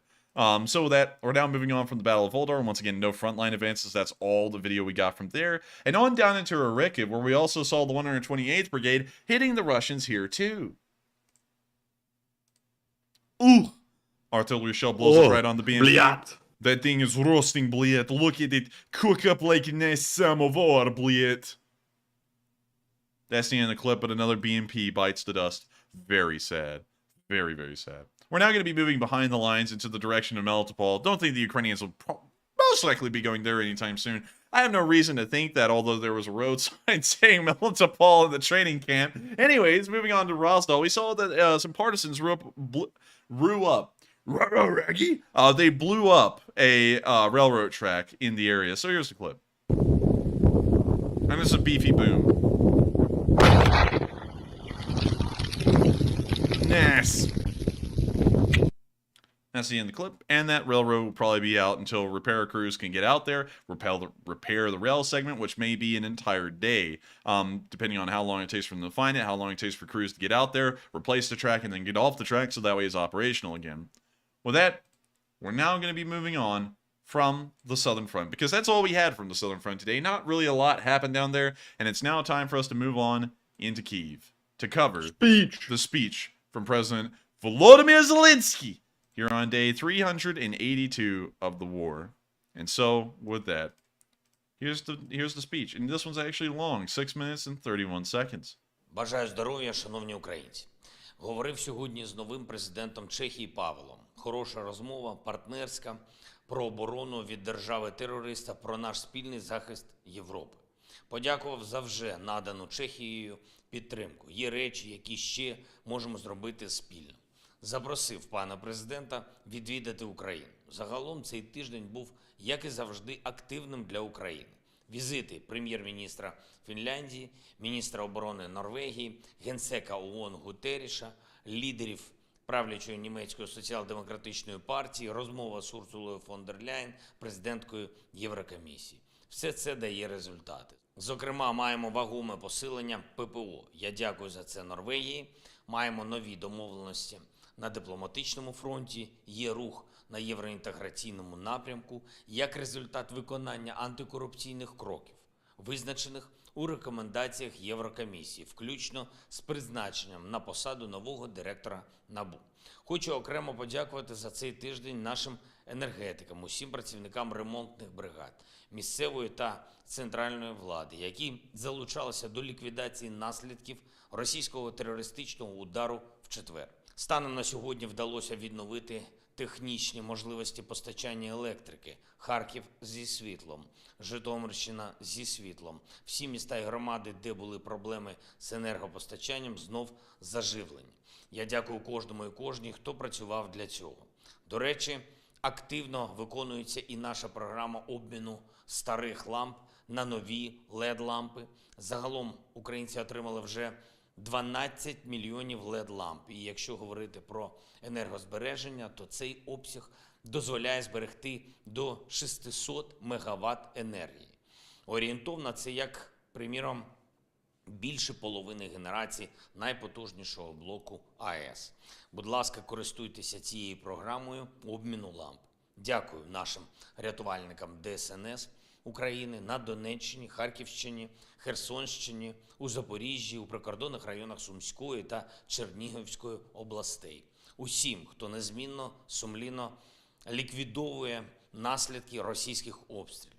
Сьогодні хочу особливо відзначити 41-шу державну пожежно-рятувальну частину міста Костянтинівка Донецької області. Майор Герман Старчеус, капітан Сергій Кулінченко, молодші сержанти Роман Дичко та Кирило Саєнко. Я дякую вам, хлопці, за відмінну роботу і сміливість.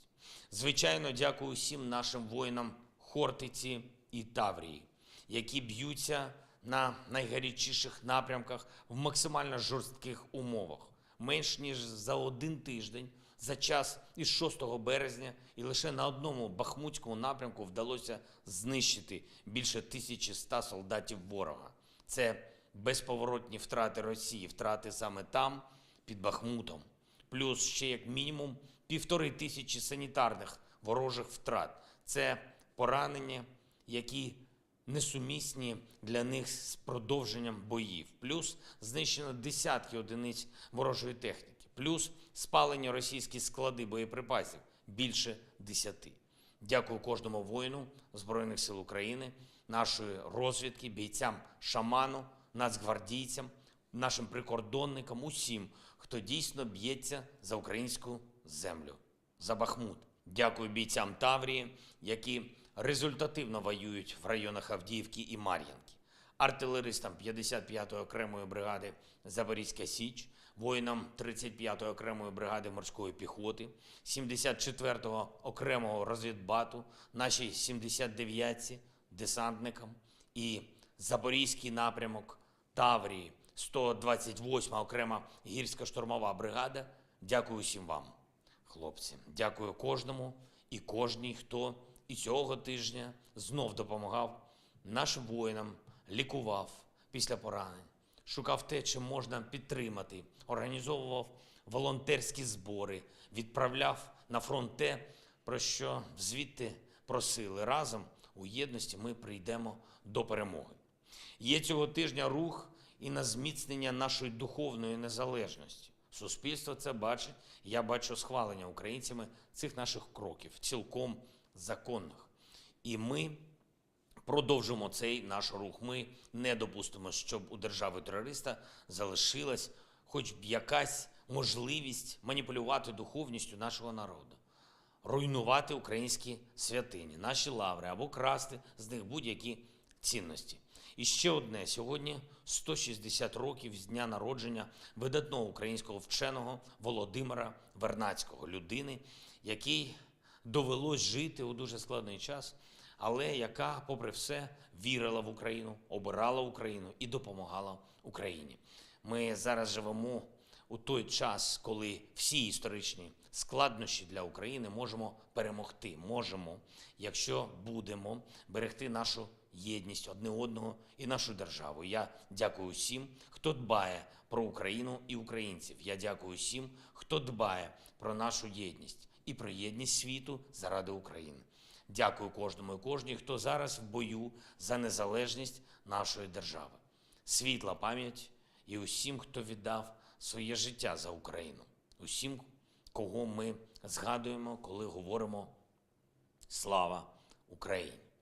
Сьогодні я присвоїв звання Герой України Олександру Мацієвському, солдату, людині, яку знатимуть всі українці, людині, яку пам'ятатимуть вічно за його хоробрість, за його впевненість в Україні і за його слава Україні.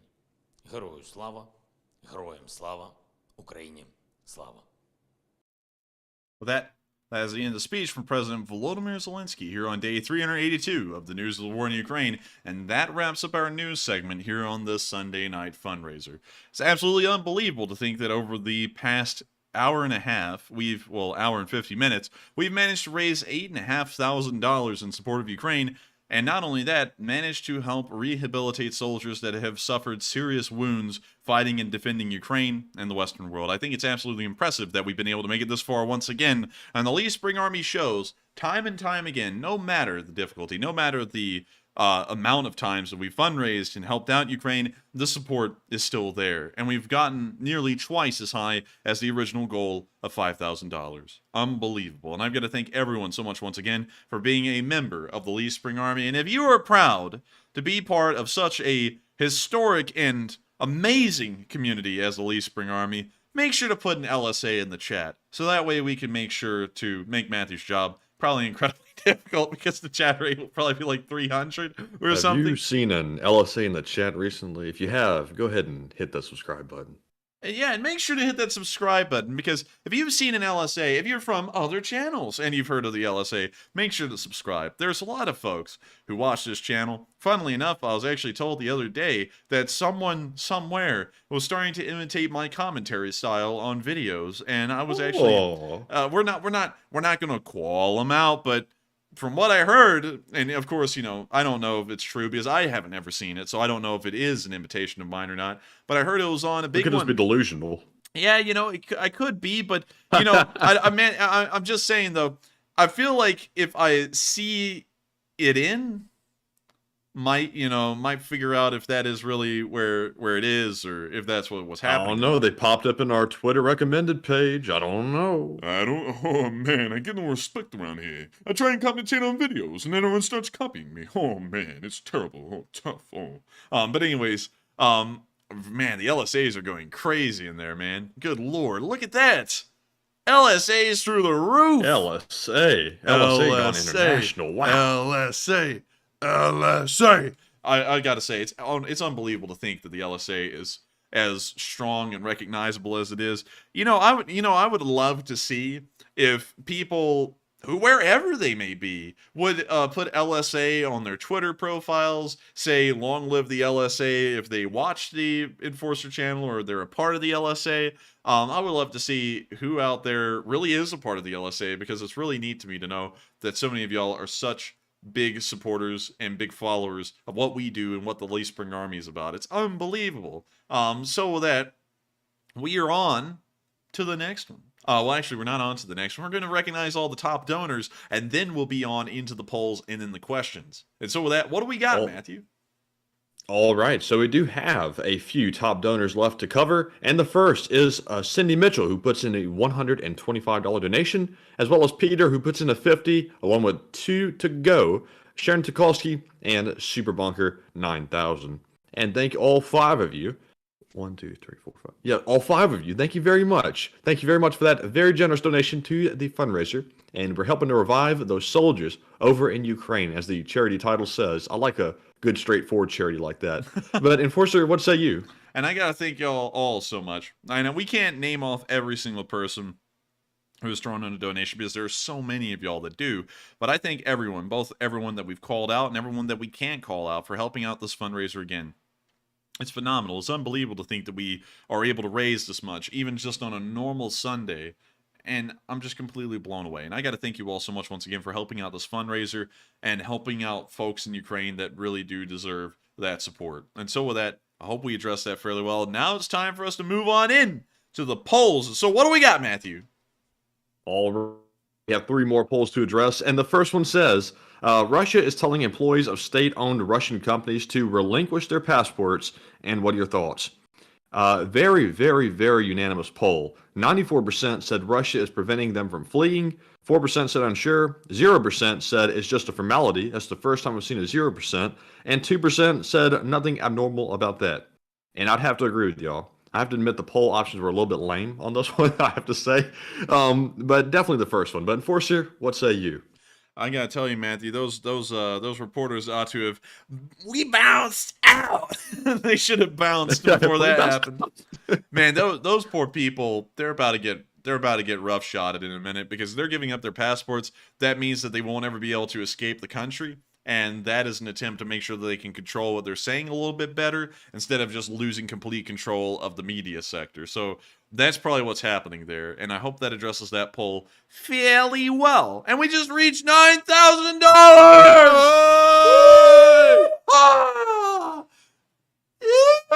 I'm trying to come up with something else. Jugga, Igor! And so with that, we're on to the next one.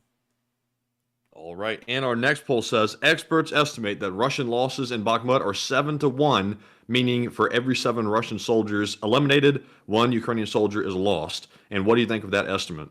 35% said that's still too high for Ukraine. 23% said unsure. 21% said it's acceptable losses for Ukraine, and 21% said that's normal losses for Ukraine, not bad. And a pretty almost evenly distributed poll, with the first option being the most popular. I think that is pretty high, personally. I saw some folks saying that that's not bad, considering they're getting 7 Russians for every 1 Ukrainian. But if that estimate is accurate, that's still pretty high. But Enforcer, what say you? That's actually not high at all. That's great.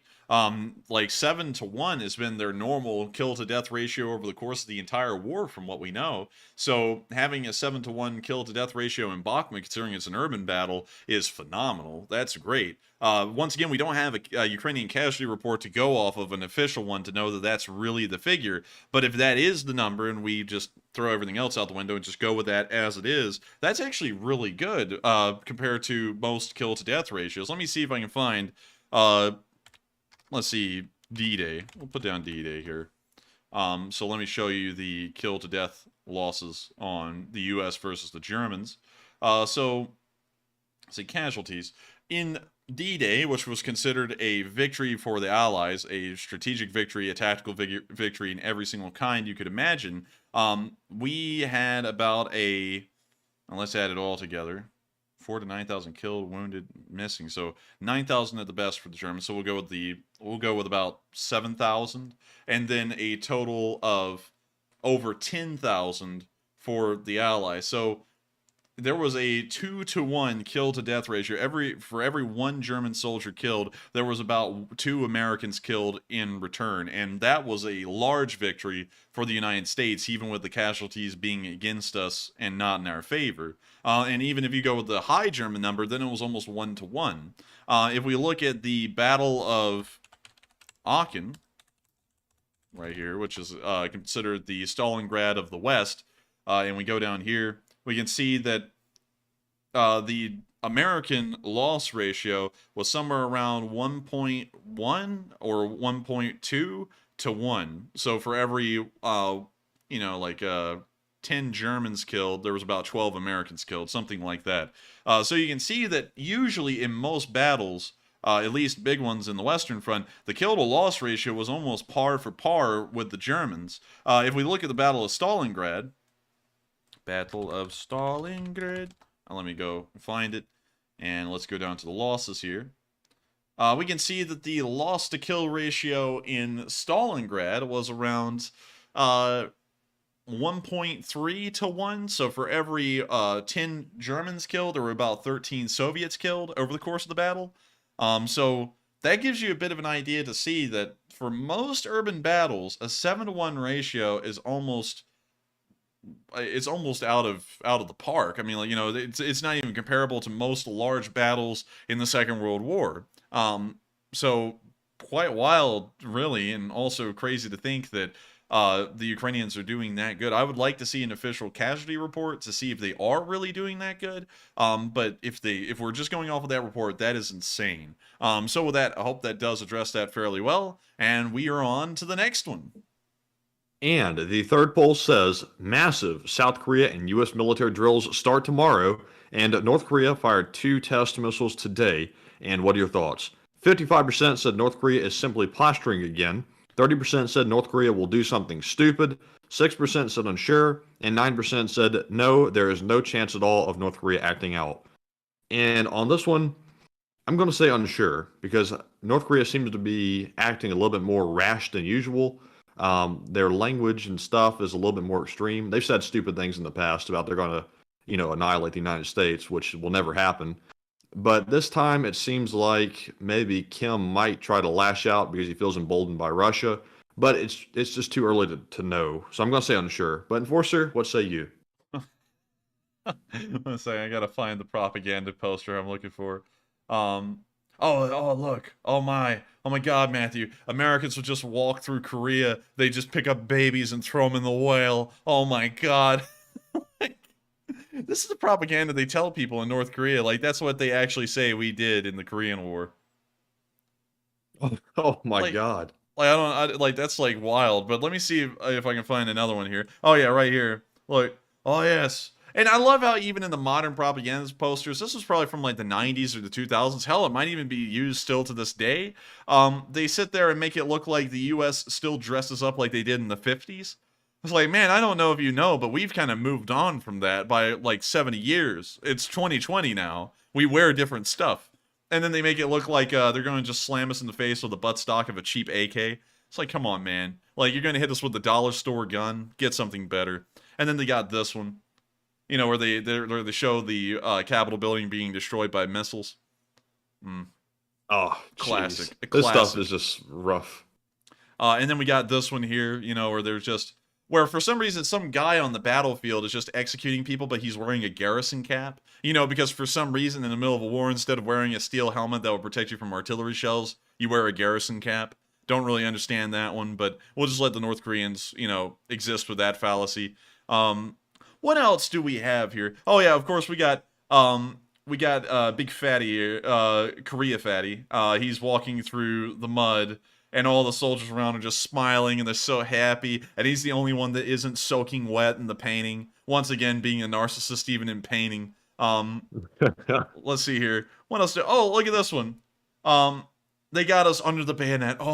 Oh, so scary. And this is the kind of delusions that North Korea lives under, or at least the government lets their people live under, is that they put out propaganda like this where America is pretty much defenseless against North Korea.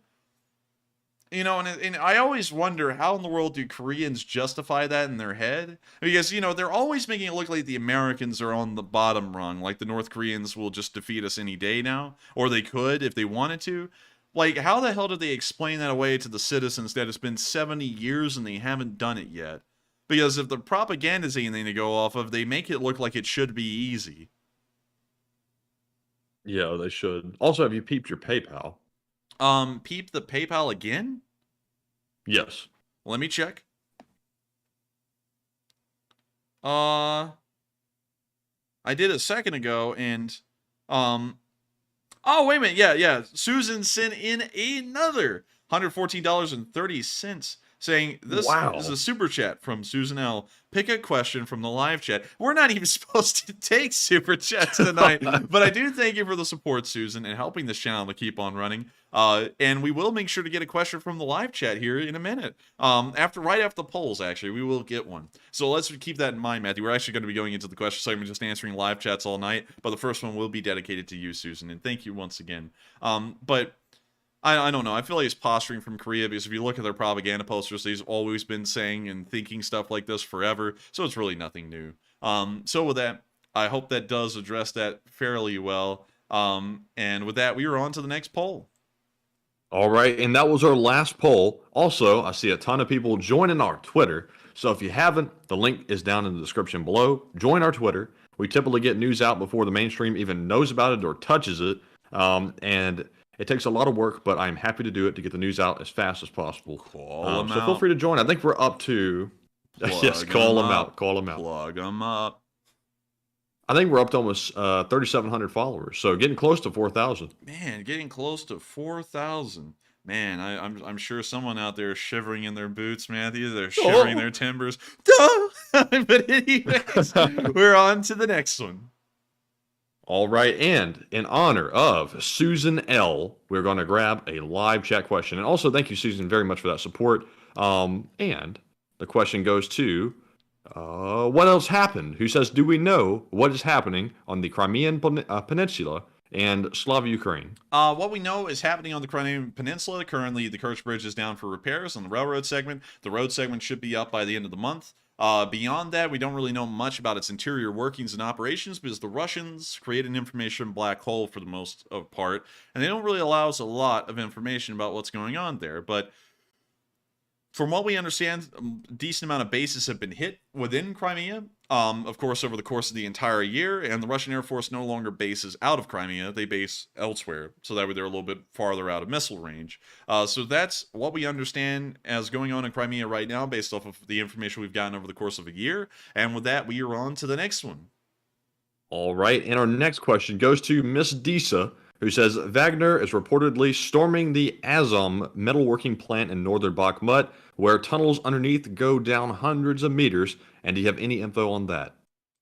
Let's see, the Azom. And, let's see, I think this is actually it right here. Let me check. Well, if only I could read. If only I could read. Let's type that in and just put that right there. Click enter. And, you know, I don't know why I did that. Let me go and do that again. Ukrainian to English. Let me go put that down right there, and let me put that in. Artyomovsky plant for non-ferrous metals processing, JSC. So very specific. Yes, very specific. You could never get a shipment wrong to this factory, and there's the inside of part of it with a machine in there. It's got like a GTA, like underground, like bunker system thing. Trevor's about to come down there, Matthew. We have to cook up the meth. But anyways, we hear that they're fighting over there. The front lines on Deep State show that they are there right now, at least on the outside of it. But we don't have any up-to-date news on that specific area at this specific moment. So with that, I hope that answers the question fairly well, and we are on to the next one.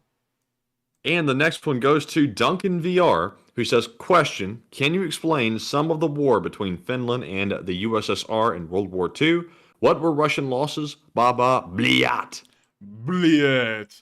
All right, so to explain the Winter War came right after the German invasion of Poland. Germany invaded Poland with an impressive battle plan. German invasion map of Poland. And let me show you all how impressive this was. It was, oh man, it was truly impressive. Oh, something. So let me see if I can find you all a good one. And this is about the best one I could show. So they had an impressive invasion plan. They had a force attack from East Prussia near Königsberg. They had a force attack from Slovakia because Slovakia became an ally of Germany. The Czech part of Czechoslovakia had been annexed by the Germans. They also launched invasions just north of Krakow. There were multiple supply hubs, multiple moving parts. It was one of the most advanced battle plans that had been seen in the 20th century up till that point, and it completely blew the Soviet Union away. They were completely surprised that the Germans were able to pull off such an intricate and advanced battle plan like they did with such success. Of course, in the background, it didn't go off without a hitch, and the Germans actually saw a lot of problems that they perfected before the invasion of France next year in the middle of 1940. But the Soviets were completely blown away, and they wanted to up the Germans one and show the world that they, in fact, were able to pull off a multi-front, well, not really a multi-front, but a multi-pronged offensive, just like the Germans did. And so they decided to invade Finland. The diplomatic relationship in between Finland and the Soviet Union had been deteriorating for some time before this war. And let me see if I can pull this up. The Finnish invasion plans. There were some different invasion plans, actually, that were brought up at the start of the war. And let me see. Winter War proposed plan. So here we go. Also, I'll be back. I'm going to go check on that dog. I hear him sneezing. Oh, okay. Let me see if I can scroll down here. So this is the actual battle plan they would go with. And you could see that, moving on, because I can't actually find the normal, let's see, the normal battle plan map. The other one that they had where they were going to go straight from Leningrad in a straight line to Viipuri and then to Helsinki, which would have actually probably defeated most of Finland, because most of Finland's population lives here in the south. If they had done that, they probably would have won. But instead, they went with an overcomplicated battle plan, as you can see, with multiple different fronts, multiple different advances, multiple different offensives having to be coordinated from different supply depots, with a lot of involvement and communication being involved. And I believe this was right after the Great Purge as well. The Great Purge happened right after. Anyways, it was way too complicated. It was way over the Soviets' head in being able to accomplish. And so when they started out in this war and they started the invasion, they immediately got bogged down because there weren't enough supplies in some places. Things weren't going well in others. And so it completely bogged them down. The Finnish slaughtered the Soviets. They just butchered them all over the place. And then the war ended just a few months later with a blistering Soviet defeat. They did take a little bit of Finland, actually. There was a white peace declared, and I'll see about finding y'all the new borders that were drawn up after the war. You can see the pre-war borders. In fact, I'll just show you all Google Maps. There was the pre-war borders. Here's the post-war borders. You can see that they lost like 10% of the land that they originally had before the war. But beyond that, they did survive, and they did win against the Russians. So not that bad at all. Pretty impressive when you think about it. And that's, I guess you could say, the background of the Winter War. That's also why it's compared a lot to the Ukraine War, because it started for really no good reason, rather than the, I guess you could say, the Soviets wanting to show their prowess to the world and also conquer some land, and then it ended up backfiring against them tremendously. The battle plans were almost even the same too, with the same pitfalls. If they had just focused their two main prongs, just gone on two main offensive attacks to Kharkiv and Kyiv, they probably would have won, because their attention would have been focused on two supply hubs, two separate offensives and advances, and the war would have ended. Instead, they went with an overcomplicated plan that involved multiple offensives from multiple different areas. So with that, I hope that does address that fairly well, and we are on to the next one. All right. And I'm happy to report Mr. Corky's fine. He just woke up, apparently sniffed some dust or something off the couch, and went into a reverse sneezing fit. Wait, Mr. Werg's out on the couch? Yeah, he's out late. What the hell? Are you supposed to be in bed by now? Nah, he stays out late now. Oh, little Mr. Werg. He's just a baby. But anyways, with that, we are on to the next one. All right, and up next, we have a question from Anthony Riley, who says, do you think Avdiivka is the next Bakhmut? Looking like a pincer movement is started there. I don't think Avdiivka will be the next Bakhmut. Once again, no strategic importance in Avdiivka. I don't really see it. to be honest with you, I don't really know how to explain it, but for some reason I'm not getting the same vibes that this will become the next Bakhmut. Volodar will continue to be the next Bakhmut. It already has become the next Bakhmut. But Avdiivka, not so much, because anything that happens in Donetsk grinds to a stop almost as soon as it starts, because there's really no way to continue any kind of steam or offensive. So with that, I hope that addresses that question fairly well, and we're on to the next one. And the next one goes to Loren Notsky, who says, I heard that the Leopard 2 tanks are in Bakhmut. Is that true? And if so, what is the logic with that, giving their spring offensive?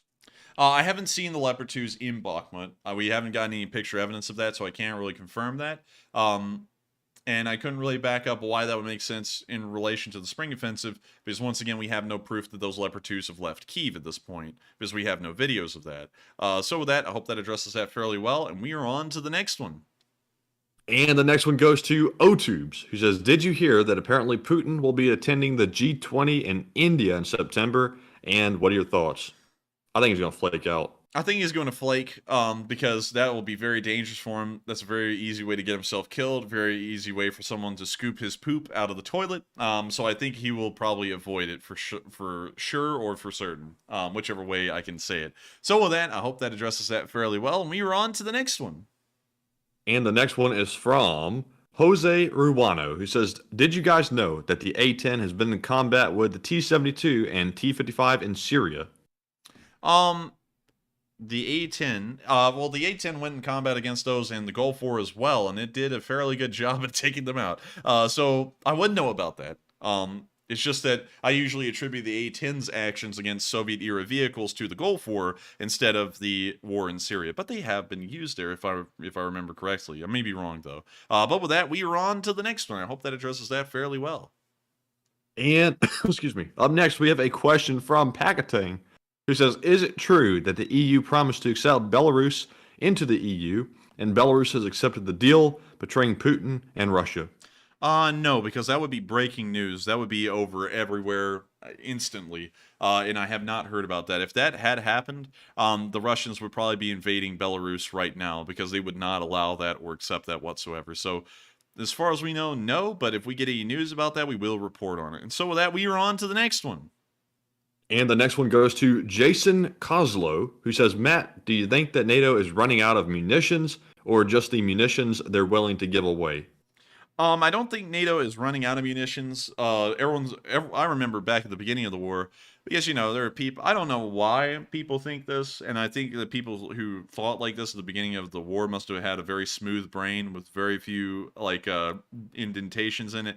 Because some people at the beginning of the war said, oh my god, America's gonna run out of Javelin missiles, what are we going to do? Like, we don't, like, you know, make them like everything else.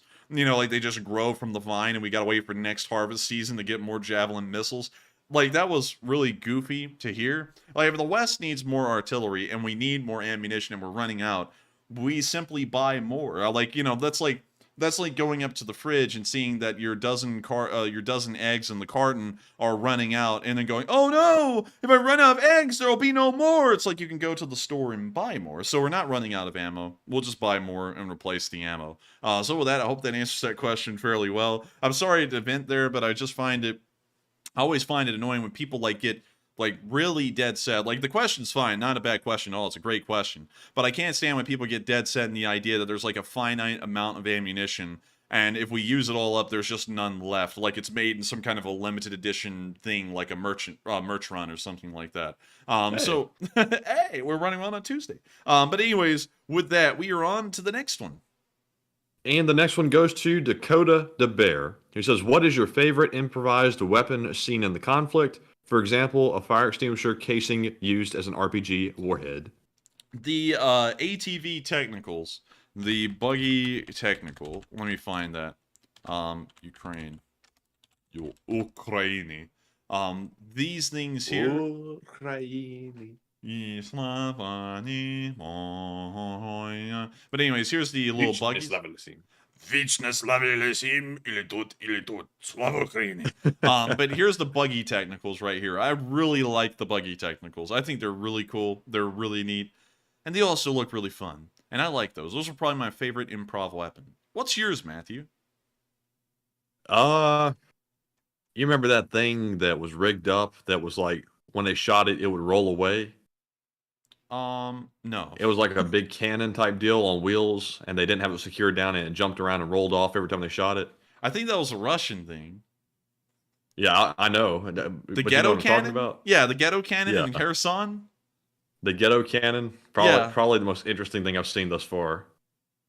I think, yeah, I think I remember what you're talking about. And also, oh my god. Oh my What god. the hell? Is that a Dodge Dart? God.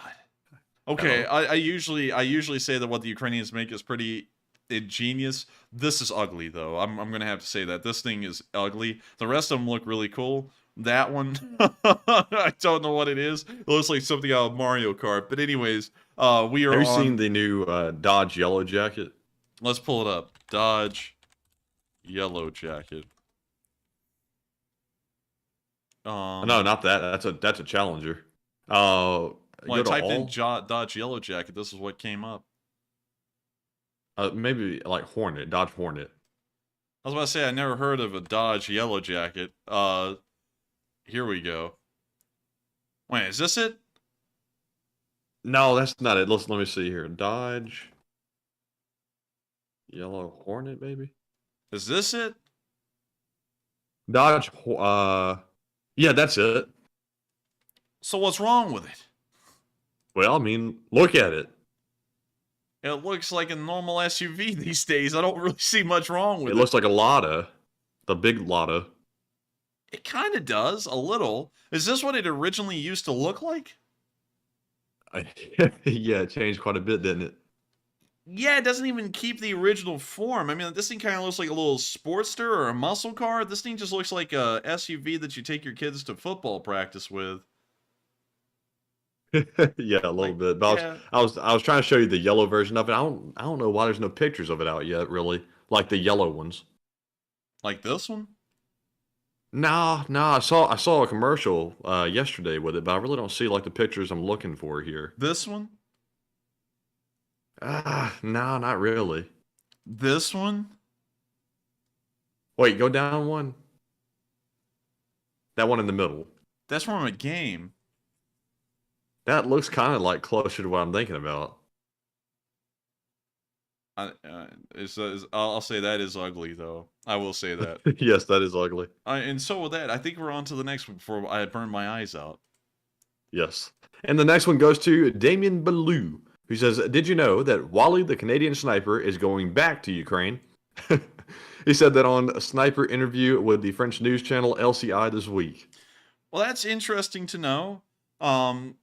You know, hopefully this time he doesn't come back and once again disparage the Ukrainian army, because he did that the first time. So best of luck to him. So with that, we're on to the next one. All right, and up next, we have a question from Anthony Dooley, who says, "Enforcer, I think those Hinds are the fastest helicopters in the world, right?" No. It's the Lynx, the G Lynx, fastest helicopter. Hey, also shout out to Miranda Nelson, who put in a 50. Hey, we got up to 9.1. Let's go. Hey! Let's go. Shout out to Dale Taroshevics for putting in a 50. I don't believe this chart here. Fastest helicopter in the world. The Sikorsky X2 was the fastest one in the world. That does not count as a helicopter. No, that doesn't count. No, it doesn't. That doesn't really count as a helicopter either. Here's the Lynx. The Lynx, as far as I remember, the G Lynx still holds the speed record for the fastest helicopter in the world. But I have to still check because There's the Hind. yeah, there's the Hind. Man, those things look mean. But let's see here. Fastest helicopter. And let me just type in the G Lynx. The G Lynx. The Westland Lynx, otherwise known as the Super Lynx. You can see one right there. I think this thing was the fastest one in the world. I've got to go down and find out, though. Let's see here. Well, I sucked in my lip and it sounded like a fart. I was in there going, and I did that. So, anyways, the G Lynx. Where the hell's the G Lynx? I gotta tell you, man, it's so hot in this room, and I turn off the heater, and then I get freezing cold. It's aggravating me over here. That's why I sucked in my lip like that. But God, I can't find the G-links. Wait, here it is. Westland's former demonstrator. But it still doesn't give the speed specs. Dagnabbit! 1 second, I gotta go find it. Fastest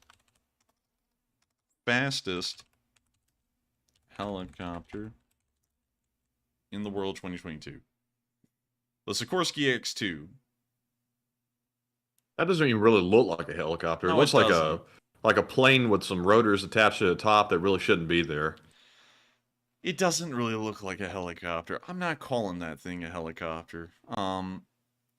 It's just not. It doesn't look like one. It looks like one of those gyrocopter things from like the 30s. So no, I'm not calling that a helicopter. I remember when this thing was supposed to be entering military service and then it never did. The Comanche. You remember that, Matthew? I hate that never entered because that was such a cool design. It looks so mean. I mean, like it was so cool. And then there's the KA-52, the bane of existence. And then there's an Mi-28NM. Well, no, an Mi-28A, I believe, or an M. It's not the NM though. The M&M, we'll call it that. Dagnabbit. It infuriates me because it appears that there's no actual answer to what's the fastest helicopter in the world. You know, and the one that we get, it's not really a helicopter. I don't call that thing a helicopter. So with that, I would have to say the Hind is not the fastest, but it is one of the faster ones out there. I will say that. And so with that, we are on to the next one.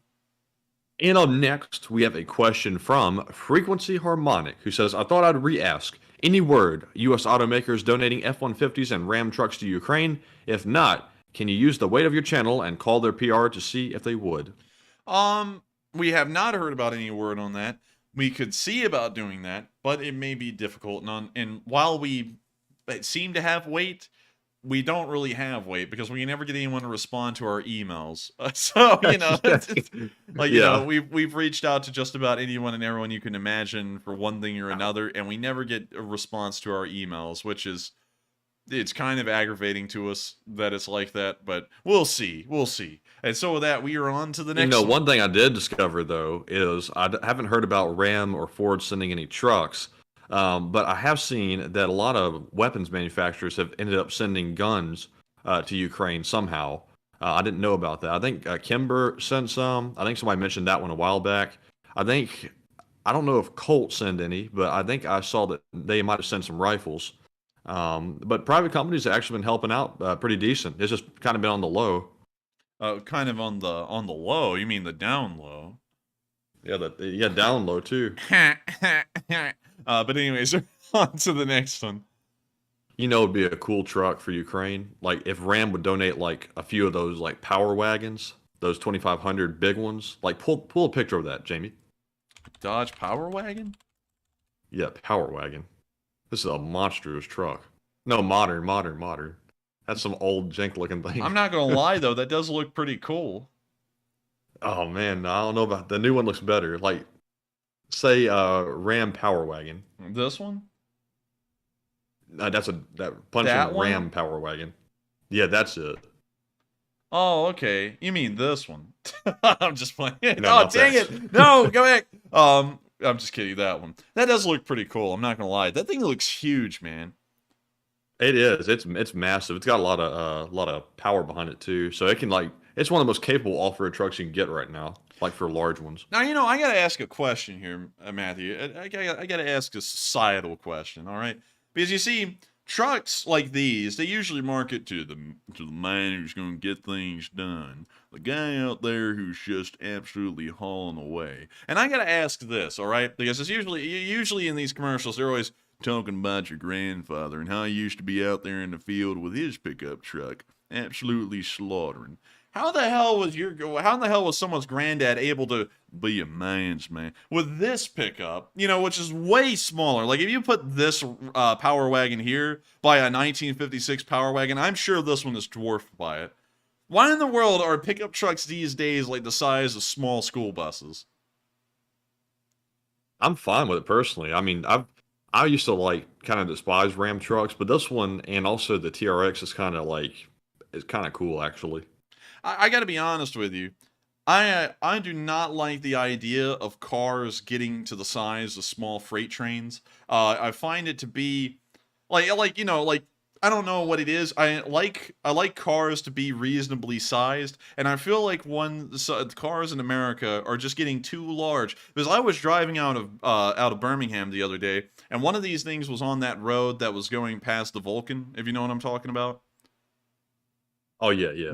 In a left turn on that road, like you know, like the road just takes a natural left turn. This thing was so big, it almost ran me off the road because it started taking up both lanes to make the turn. And I was like, the trucks like are getting too big now. They're just getting so big that they're not even able to fit in one lane in practical situations. Like it's I fine. like this because if you get into road rage, like there's no question this is winning.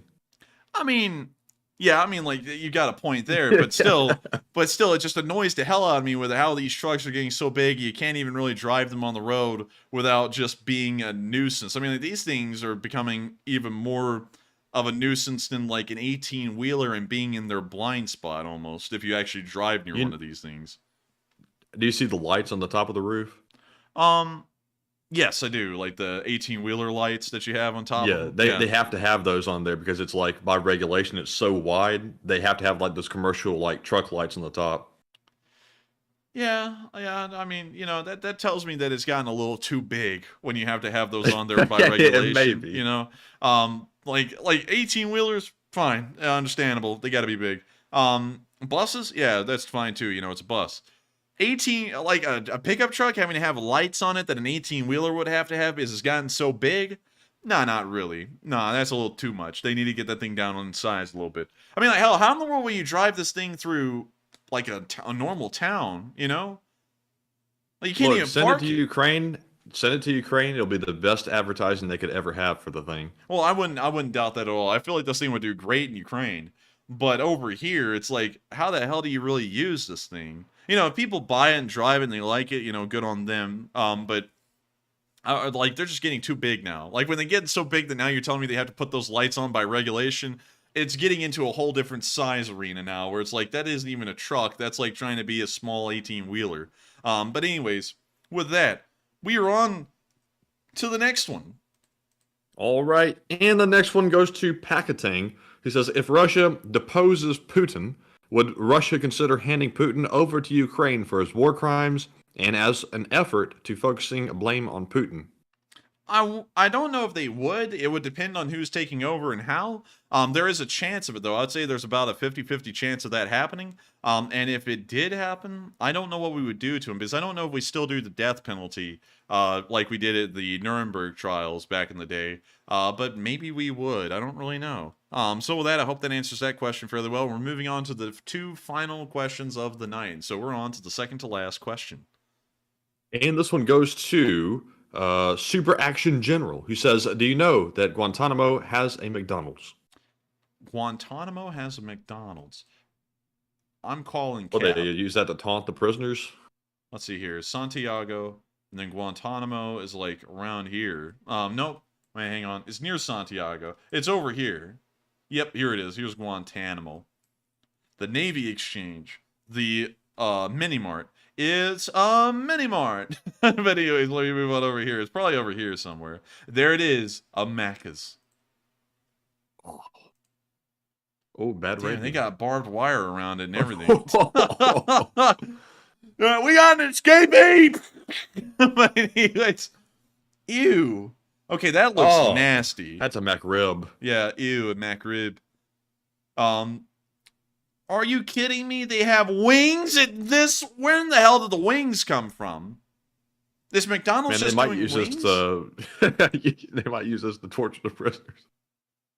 Dude, look at that, man. I mean, like, the American McDonald's cannot compare to European McDonald's. European McDonald's is like a whole other level.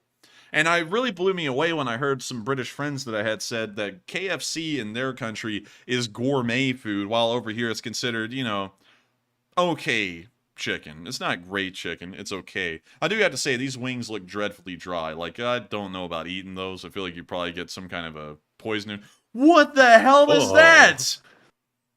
What is that goop? Dude, this is what they feed to the prisoners that they have in Guantanamo to make them confess. This is the torture they're talking about. You have to eat the like the 10-pounder with cheese. It's a war crime. And this Those onions McRib is look good. literally swimming in sauce in the box. This is an indoor swimming pool, and this McRib is swimming in it. Dude, Gotta this is... cover up the rubber meat. I can't believe they actually have a McDonald's in Guantanamo, though. Like, that's wild. And they have a Subway, too. Let's see what the Navy Exchange looks like. Okay, so... Hey, we got the Hennessy. Hennessy. Hennessy. Cognac. We living it up. We living it up. Let's see here. Looking all military and stuff. Oh, yeah, man. And look, they got the cardboard on the floor. Oh, yeah. And all the pictures are the same. They're all the same. And then, wait a minute. No. We got a picture of the liquor aisle again. Spot the Hennessy, everyone. Beep, beep, beep, beep, beep, beep, beep, beep, beep. Wait a minute. It's not in this picture, huh? Okay. Mickey? Oh, my God. Oh, Disney is in no. Guantanamo. Disney's in Guantanamo Disney. Bay. Oh, no. Disney, what are you doing? We're going to make those terrorists commit their crimes. But anyways, oh, man. But wait a minute. Hang on. We got to look for the Hennessy. Beep, beep, beep, beep, beep, beep. No shortage of alcohol, that's for sure. Man, yeah, there's no shortage of alcohol. I guess that's all you have to do in Guantanamo. Like, there's nothing else really to do in Guantanamo. But yeah, it's a Navy exchange. It's like Old Navy, but instead of old, it's just Navy, and it's an exchange. But Gourmet Bean Express. I have a feeling that we're in for a ride here. Hang on. 3.7 stars? What the hell? Oh, it's a coffee shop? It's a coffee shop. Let's read the reviews. This is the Starbucks of the island. They use some of the Starbucks company products. It was always pleasant to go here for a cup of coffee. The donuts are nothing spectacular. Matter of fact, they're not even good. The place could use some modernization and a better selection of beverages. A local guide put that down. How the hell are you a local guide in Guantanamo Bay? Like, is there tourism there or something? I don't know. Wait. H. Macklemore said that they place at Fox News just serve coffee. Oh, no. No, we're moving on from that. Oh, man. They play Fox News. Oh, man. Goodness. What's wrong with that? We talk about that all the time. Oh, man. No, well, I mean, like, imagine, though. Imagine.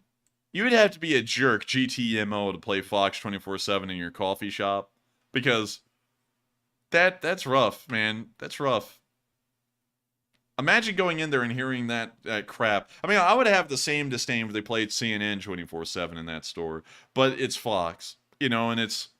Gosh, man. You go to commercial break on Fox every 5 minutes. Like, if you time it out, it's like every 5 minutes.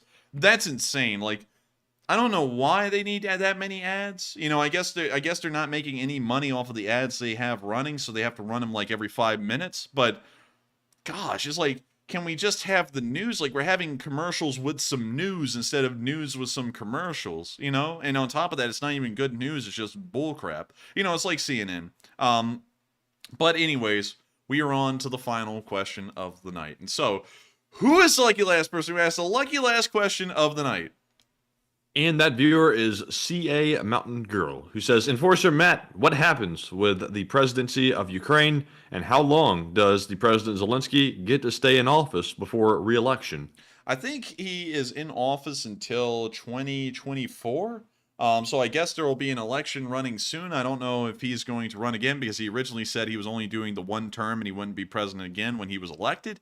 But I don't know if anything's changed at the moment because of that. So to be honest with you, we haven't heard a lot about Ukrainian politics and what he'll be doing. We don't even know if there's a contender out there. So with that, I hope that kind of answers that fairly well. And with that, I thank you so much once again for asking the question, although we really don't have any information about it. But with that, we have reached the end of tonight's stream.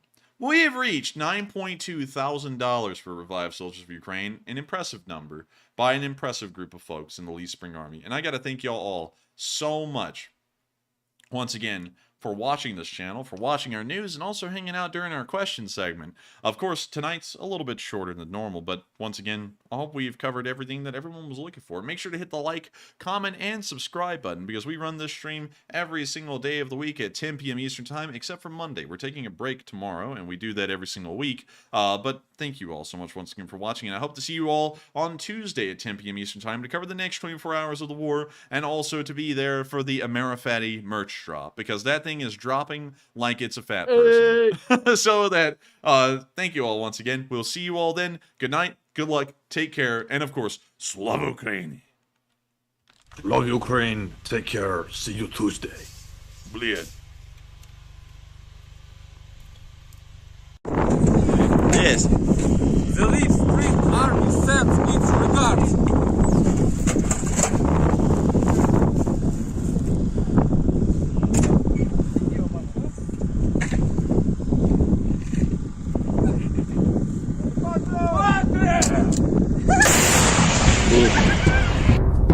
Ще не вмерла України ні слава, ні воля. Ще нам, браття українці, усміхнеться доля. Згинуть наші вороженьки, як роса на сонці. Запануємо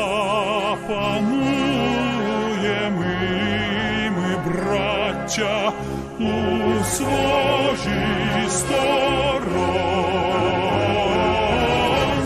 Душу й тіло ми положим за нашу свободу